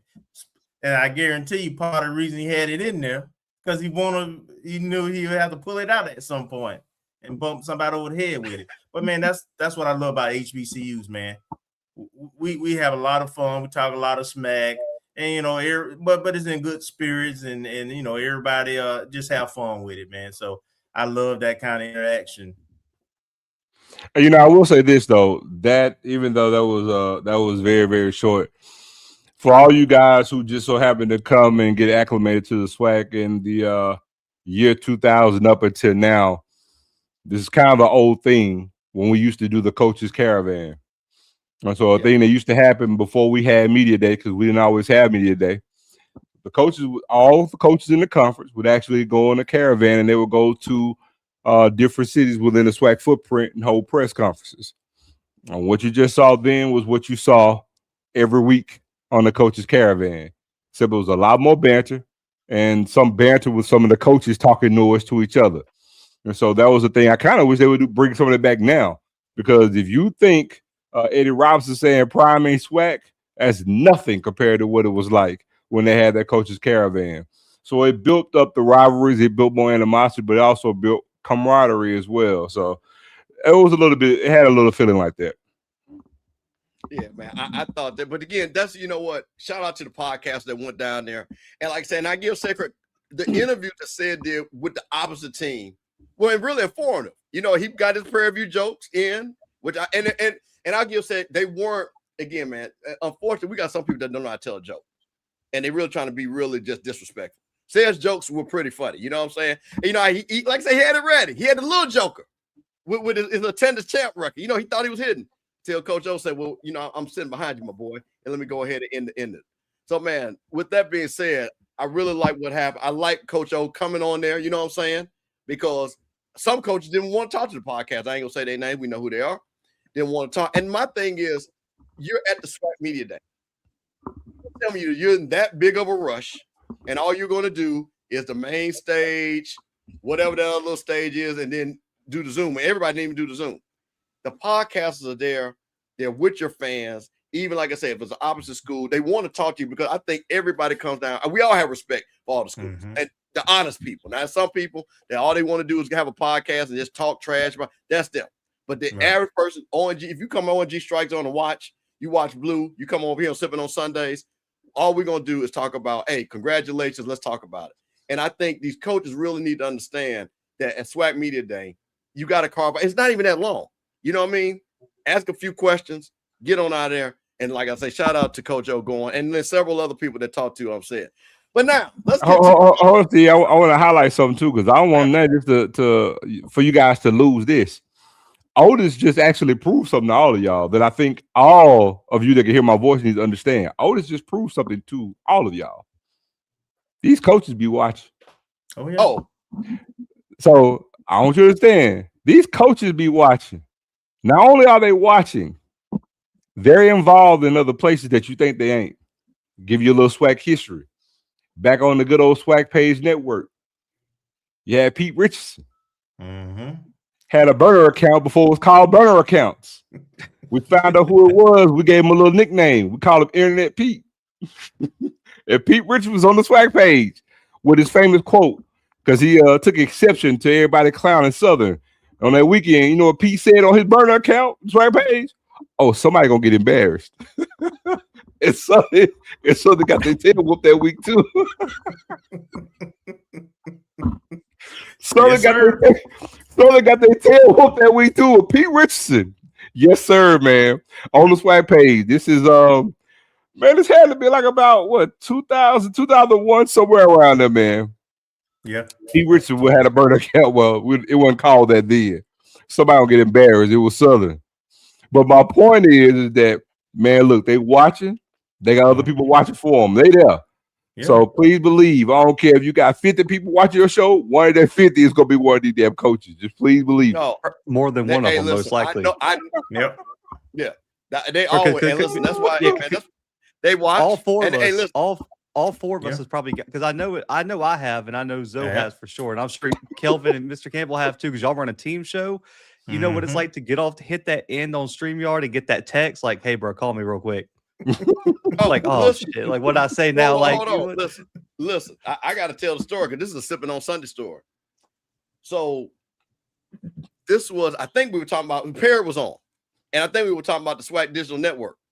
I know for a fact the commissioner was watching, because out of nowhere, my man Mo came on with all types of facts, letting us know. And Mo ain't never came on, and me and Mo, I mean, I know Mo, but not number-wise. I said, wait a minute, in the chat, Mo wants to come on. I said, what Mo want to come on for? Boy, let me tell you something. McClellan sent Mo them talking points real quick, boy. Real quick to let it, and Mo did a great job. You know, he explained a lot of things. Shout out to Mo. Shout out to Commissioner McClellan. We know you watching on Sippin' on Sundays. Off Script Network, Rocky Miller Channel. So yeah, they watch, and like I talk to the coaches and stuff. And my thing is, it's okay. It's okay to watch. But what is funny, and let's be clear, and you know this in the SEC. This is not just a SWAC thing. Coaches watch everything, especially, and listen, before it was the internet, it was a radio talk show. You have wives of coaches calling in. How dare you talking about my husband like that? He's working really hard, blah, blah, blah. So, man, this is what they do. This is what they do. So it ain't no thing. So shout out to Sid, shout out to PV versus everybody. You know, shout out to them for building up that brand for the fact that people even care. Because a couple of years ago, nobody even cared. You know what I mean? So they got people caring. So I'm happy. Yeah, I don't know. The shade, the shade. Oh man, you know I got. I got to give it to him. Shout out to G Boom. Shout out to PV12. I can already hear the Brass Monkey song coming on said show, and this you big already picture know of Mr. Campbell talking about, we didn't have the brand. Oh, bro, listen, I'm a two-time winner. Zoe don't want it. Me and Zoe, listen, I'm trying to go for the Triple Crown. So if it's my third, you know what I mean? I'm good with it. So it ain't no problem. Give me the Brass Monkey. Like I said, I found out how old Sid was. He's a little bit younger than me, so he knew about the song. I was all right with that. I thought Sid was a little bit younger, but that's okay though. But Sid, listen, next time, man, you got big money, bro. Don't be wearing that little PB t-shirt, man. Get one of them nice t-shirts from Lionel. You know what I'm saying? Atlanta t-shirts or something. Hey, if they win the Celebration Bowl, if Sid is as funny as he should be, if they win the Celebration Bowl, he better have a custom suit the next year and show Coach O that suit. Listen. And listen, the PG versus Everyone Network better buy it for him. Listen, Lionel, y'all better fork out the money for that custom suit if y'all win it all next year. Oh man, listen, Sid got coming with that deep boy, coming on with some gators on, you know what I'm saying? That purple, what are they? Purple and what's they color? They purple and white? Purple and white, I think. Come on, hey man. So you gotta come with listen. You don't have to wear yeah, I thought it was gold. Is it purple gold? and gold? They're purple and gold. Okay. Wait, now he could come with a nice purple. I said, listen, you from Chicago. I know it's a very stylish city. But if you don't know how to pull the purple suit off, call your boy, because I'm a stylish guy. I'll help you out. Because you can have the purple suit with the gold tie and have, the coordination. And you know what he should have? He should have T-Jack in there too. You know what I'm saying? He should have T-Jack in the, holding the trophy or whatever. Lionel need to be on the side. You know what I'm saying? PV12 need to be all on it. Have all that on their side and everything. And listen, I understand this. Listen, Lionel, you can't defend your boy on this. I know what his t-shirt said. And his t-shirt was not productive in that. Listen, come on, man. He got to do better than that. I'm sorry. I don't care what he say. He can call me up if you got a problem with it. Because do better. Like I said, you down in media that you represent. You got that nice crib. You know what I'm saying? I thought my boy going to be stylish with it. But anyway, man, we're going to end the show. Now listen, Hutch, it is. No, listen, it is. But that's what I'm trying to tell you. You got to have the certain type of purple. You can't have that bright purple. You know what I'm saying? It's got to be very muted. I'm going to show you. Matter of fact, I'm going to pull up what I'm talking about before we leave. I don't know say it, but I don't know if he can pull off purple. You don't think he can pull off purple? No, I don't think he can pull off purple. Hey, man, not a suit. Not a purple suit. Not a purple suit? Okay. Yeah. All right. Well, hey, man, come on. How about with the head in the gators? No, it just don't say, he don't say purple suit. You don't say purple suit? It's the principle. It's the principle. He just got to take the L 1 year just for that one moment. That's it. Just take the L with the fashion for 1 year just for that moment. Okay. Wait a minute. I'm sorry. Lionel wants to correct this. See, that's what I'm saying. Lionel, because I'm trying to tell you, my boy Lionel's down there would have been sharp. Lionel came on there with us. He knows what it is. Lionel wore a suit. Lionel wore a suit in 24, I want to say, because I saw Lionel down there. Come on, man. Let's don't play my boy Lionel. Don't play. Lionel don't play. So Lionel's not claiming that. He said, listen, that was not his shirt. So we want to be clear, that was Sid's shirt. So that makes it even worse, Sid. That can't be looking like Martin. Okay. All right. So listen, we're gonna end up with two funny clips. Because listen, let me tell y'all something. One thing you do not want to do is mess with anybody's SWAC. And Jerry Rice this weekend had to let somebody know. So this is the legend. Jerry Rice playing golf. And somebody wants to be a little bit funny on the golf course. And we're gonna see what Jerry Rice did to kind of show that he is still SWAC. Hold on. Well, let me set this up. Jerry Rice chases heckler at golf course. NFL legend Jerry Rice was seen chasing down a heckler who interrupted him at a golf tournament. He was in the middle of a golf swing. Last week, Rice competed at the American Century Championship in Lake Tahoe. You probably saw what's my boy Steph Curry. He was playing in this tournament. In a video posted on social media, a spectator off screen could be hearing Sean 4 a split second before Rice drove the ball down the tee. The shout was intended to mock Rice, as the term is most commonly used to warn people on the court that an errant shot was headed towards him. So y'all didn't know that. If you're a golfer, you knew that. If you're not a golfer, that's what it is. So he was trying to be funny. Rice immediately looked behind him to find the person responsible, and he began walking toward the crowd. Hey, yo, as he got close to the crowd fast, egged him on by saying, go get him, Jerry. Moments later, the 63-year-old started running the effort to catch the heck. This is Jerry Rice. So this is my man, Jerry, the GOAT. And this is what Jerry Rice did.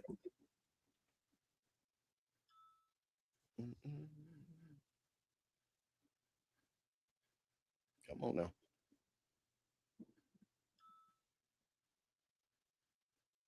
Should have booted this up. Hold on, let me reboot it.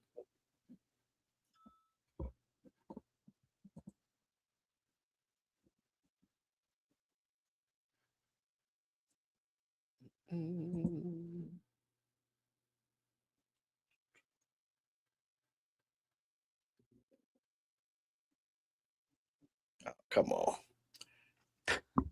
That man didn't want to act up. Hey, Lionel, Steve in Atlanta. Hey, here we go.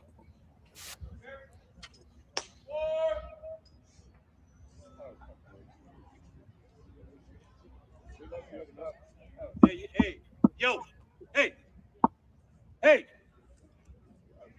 Oh, go get him, Jerry. Go get him, Jerry. Go get him, Jerry. Which one? Boy, listen. Someone snitched quick, man. Jerry was about to give that boy. Jerry at the golf club and went to go look for my boy. Oh, man. Come on, man. That, and you know, as a white boy, that white boy caught out there quick, boy. Jerry still got that 4.5 speed. Look, Jerry. Hey, listen, man. Uh-oh. I hope that wasn't you, my boy.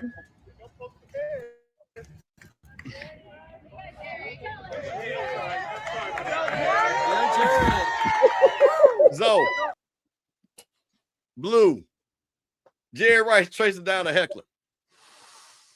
Is that not the most Jerry Rice thing? If you know Jerry Rice and his competitiveness, that he always competes a la Michael Jordan style. Let me ask y'all a question. If it wasn't a bunch of other folks around, and he was playing that golf course over there, so what's that off of Woodrow Wilson? He was playing that golf course. What do you think Jerry would have did to that boy? Probably threw the club at him. Come on, man. What do you think my boy Jerry would have did to him? Kelvin, Jerry Rice, chasing somebody. Who you think gonna win that fight? Man, you know, them 6'3" former athletes got old man strength, man. When they hit your man, it's like a brick. Hey, but you know what? But you know what though, man? Like that dude knew he was wrong, even if it wasn't Jerry Rice. Come on, just on a regular golf course. Come on, bro. You gonna sit there and yell it out, literally in the middle of somebody's swing? Like, come on. Yeah, it's not golf etiquette, and of course he took off. You know, the captain took off after he did it, right? So it lets you know he knew he was wrong for doing what he did. Yeah. He almost effed around and found out. Hey man, that's Southern quote for this year. Walk around. hey, but the only thing about that quote for Southern though, it go both ways. Yeah. They can fuck around and found out too. Yeah.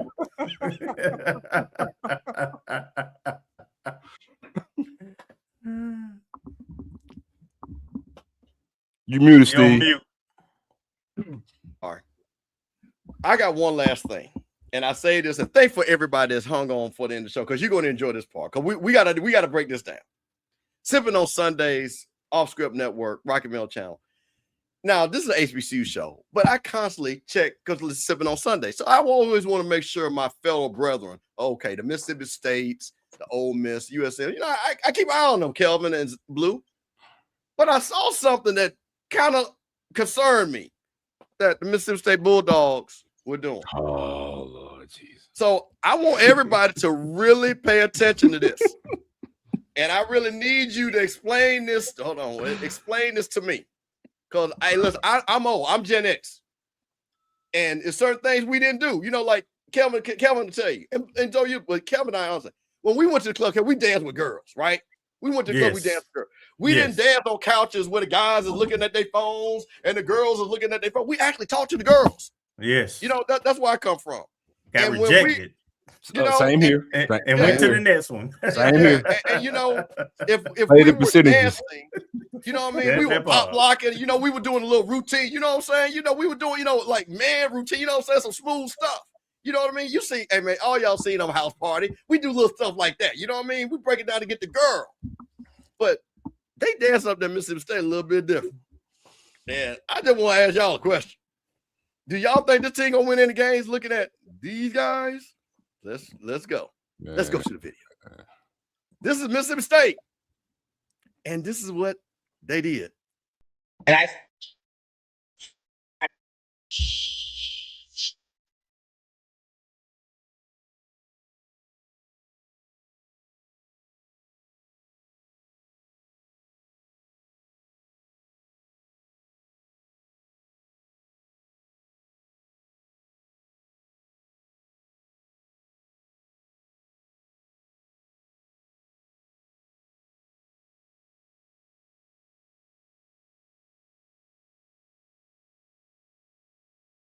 used to fish when I was a little girl. You gotta be real quiet on the creek.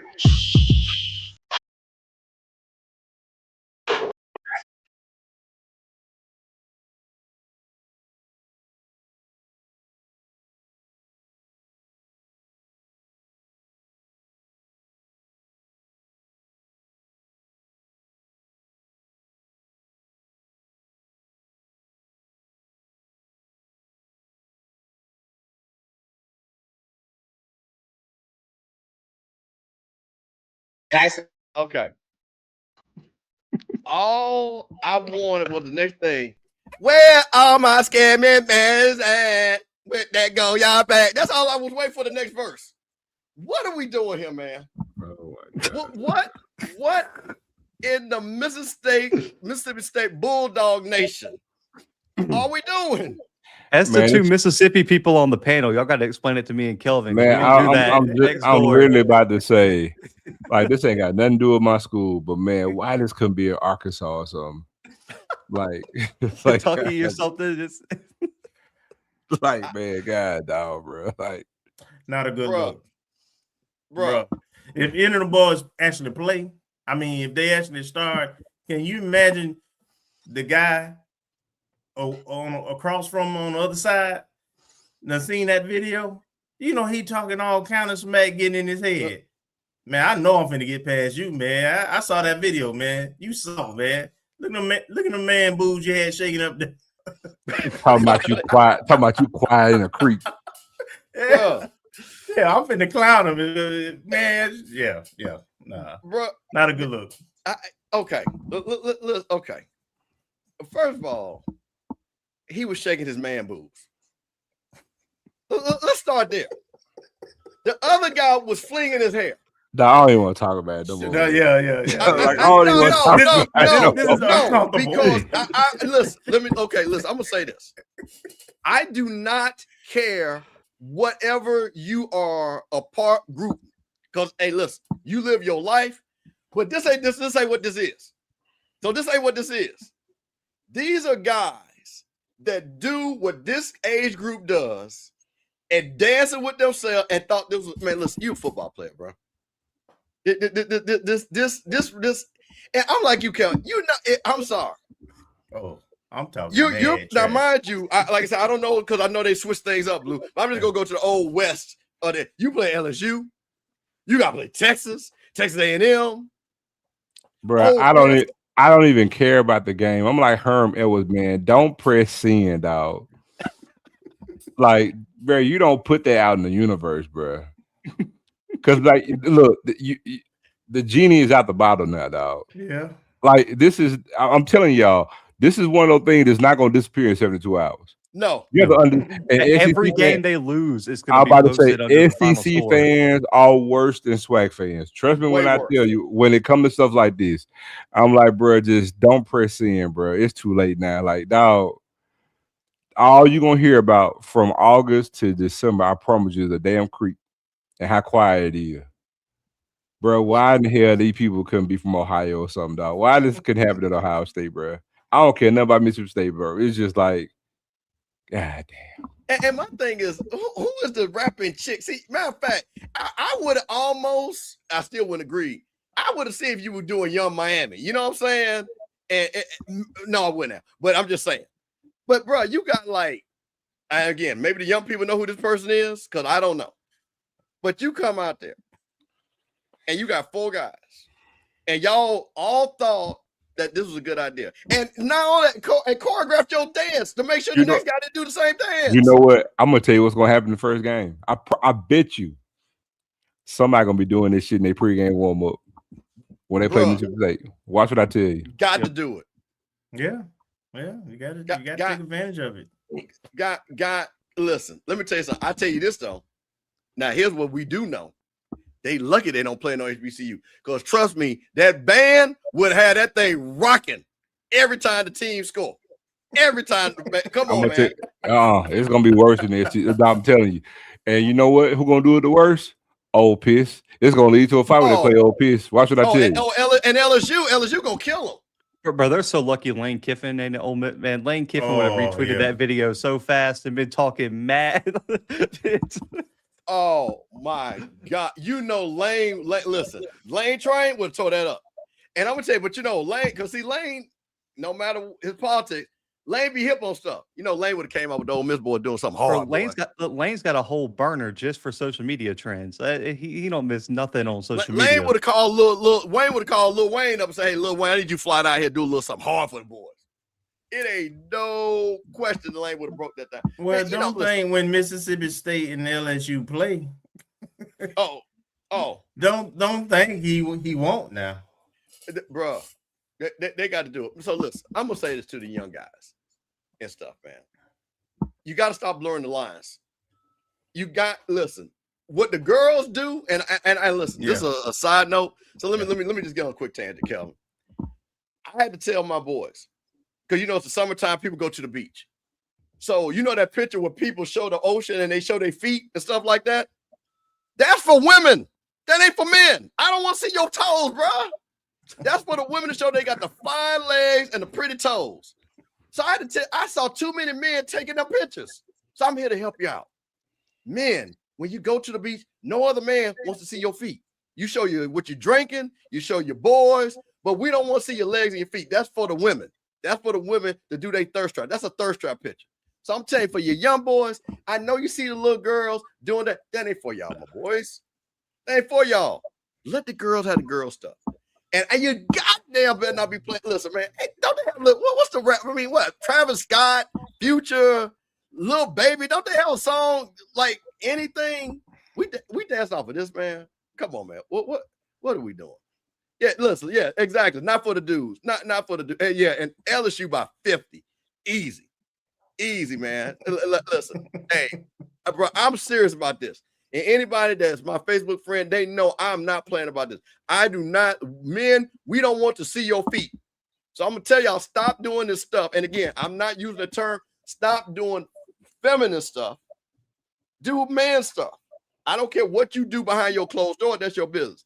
But when you out here on these social media streets and you play football, bro, man, listen, you know what? Look, hey, Kelvin, hold on. Wait, Kelvin, wait. I got to do this. See, this is the difference between FAMU and Mississippi State. Because, see, we had a gangster rapper in our joint, and we don't even know about talking about knocking out broads and stuff. And we won a national championship. Boston Richie, huh? Boston Richie. Yeah. That's the difference. See, on a national championship team, Blue, we go straight gangster. We don't. You're right. You gotta have. We do a whole music video, use all types of words that you ain't supposed to be using on the college campus, and we win a national championship. Because get what, like I said, we had number thugs and boys up there at FAMU, my boy. So Mississippi State, go look at FAMU Boston Richie video. If you gonna do that, and we had our shirts off, didn't we, Kelvin? Then the boy had them shirts off. Yeah. Them boy, but them tell you something. Them boy look like they take your car, Yeah. take your girl. Yeah. Come on, man. We different down there, FAMU. So we ain't got no problem. We know how to do it. So my boy, go look at FAMU, and that's how you do a little video that you ain't supposed to be doing anyway. And then you have your coach saying, well, we're going to stop everybody, blah, blah. You know, Willie was like, bro, SEC Media Day start tomorrow. SEC Media Day starts tomorrow. And Levy's got to go up there, and someone's going to be bold and ask about it. Oh, man. Listen. Oh, somebody should. Hey, and we big different. Big different. We big different. So, man, listen, man, I just had to show that, man, just to end on a lighter note. And like I said, and listen to the young men, and just get back to y'all. Hey, man, you call me. And I'm a grown man. I'm going to tell you why I said what I said. So there ain't no difference here. I'm grown. So if y'all got a problem, my number is public. Because y'all shouldn't be doing that anyway, man. Tighten up. So anyway, with that being said, man, Kelvin, tell the people where they can find you at. You can find me on the O&G Strike Zone every Wednesday from 8 to about 10:30. Everything FAMU athletics. See, there you go. And see, guess what? Kelvin get to come over here. He can talk all he wants. He said all the stuff that he can't say over there on O&G Strike Zone. That's okay. That's what we do over here. No, I'm just joking. Kelvin get to talk over there. Blue, because Blue got something special coming out. Blue, tell them where they find. Tell them what you about to drop. Yeah, man. All-American team coming out this week. And me and Fred will be back on Saturdays. I think that's going to be like our off-season time. And, Blue Bloods on YouTube, all podcast streaming platforms, FCS Football Central, all that good stuff, man. Y'all know where to find me. There it is. And Zoe Phillips, you got something coming up. Yeah, people man. What you got coming up. Yeah, man. Getting married, man. 2 weeks, August 1st. And we'll catch me every week, man. Me and Steve, y'all tune in this football season. This is gonna be one for the ages. And we was talking beforehand. Probably won't be sipping on Sunday on Sunday. It might be sipping on Sunday on Monday. Yeah, which is fine. Which is permanently, fine. but now, man, tune in. It's gonna be a good season. A lot of stuff. And now, man, like I said, get married on the 1st, and let that be the pre-kickoff, because literally once August get here, preseason football is into effect, and we will first game is what, 28, 29, 28? Yeah, 27th is that first Thursday when it starts. And congrats to Zoe. And Zoe, I see what you did here, man. You weren't going to go for one of them fall weddings that should be outlawed. You said, listen, man, football season's here. We getting married before football season. I ain't missing these games for a wedding. So I appreciate that. Zoe, don't let me see them Mississippi State boys at your reception now. Yeah, you won't see. They don't want none of that. New Orleans. So FYI, FYI, people from Jack, they don't want none of that. So FYI, I'm getting married in Louisiana, in New Orleans, and there will be no Mississippi or state nowhere near none of what I got going on. So hey nah, guys, man. So we and when it's over, we headed straight out to St. Thomas so far in the room. But nah, that's it. So this is the QR code. You know what? Run it back.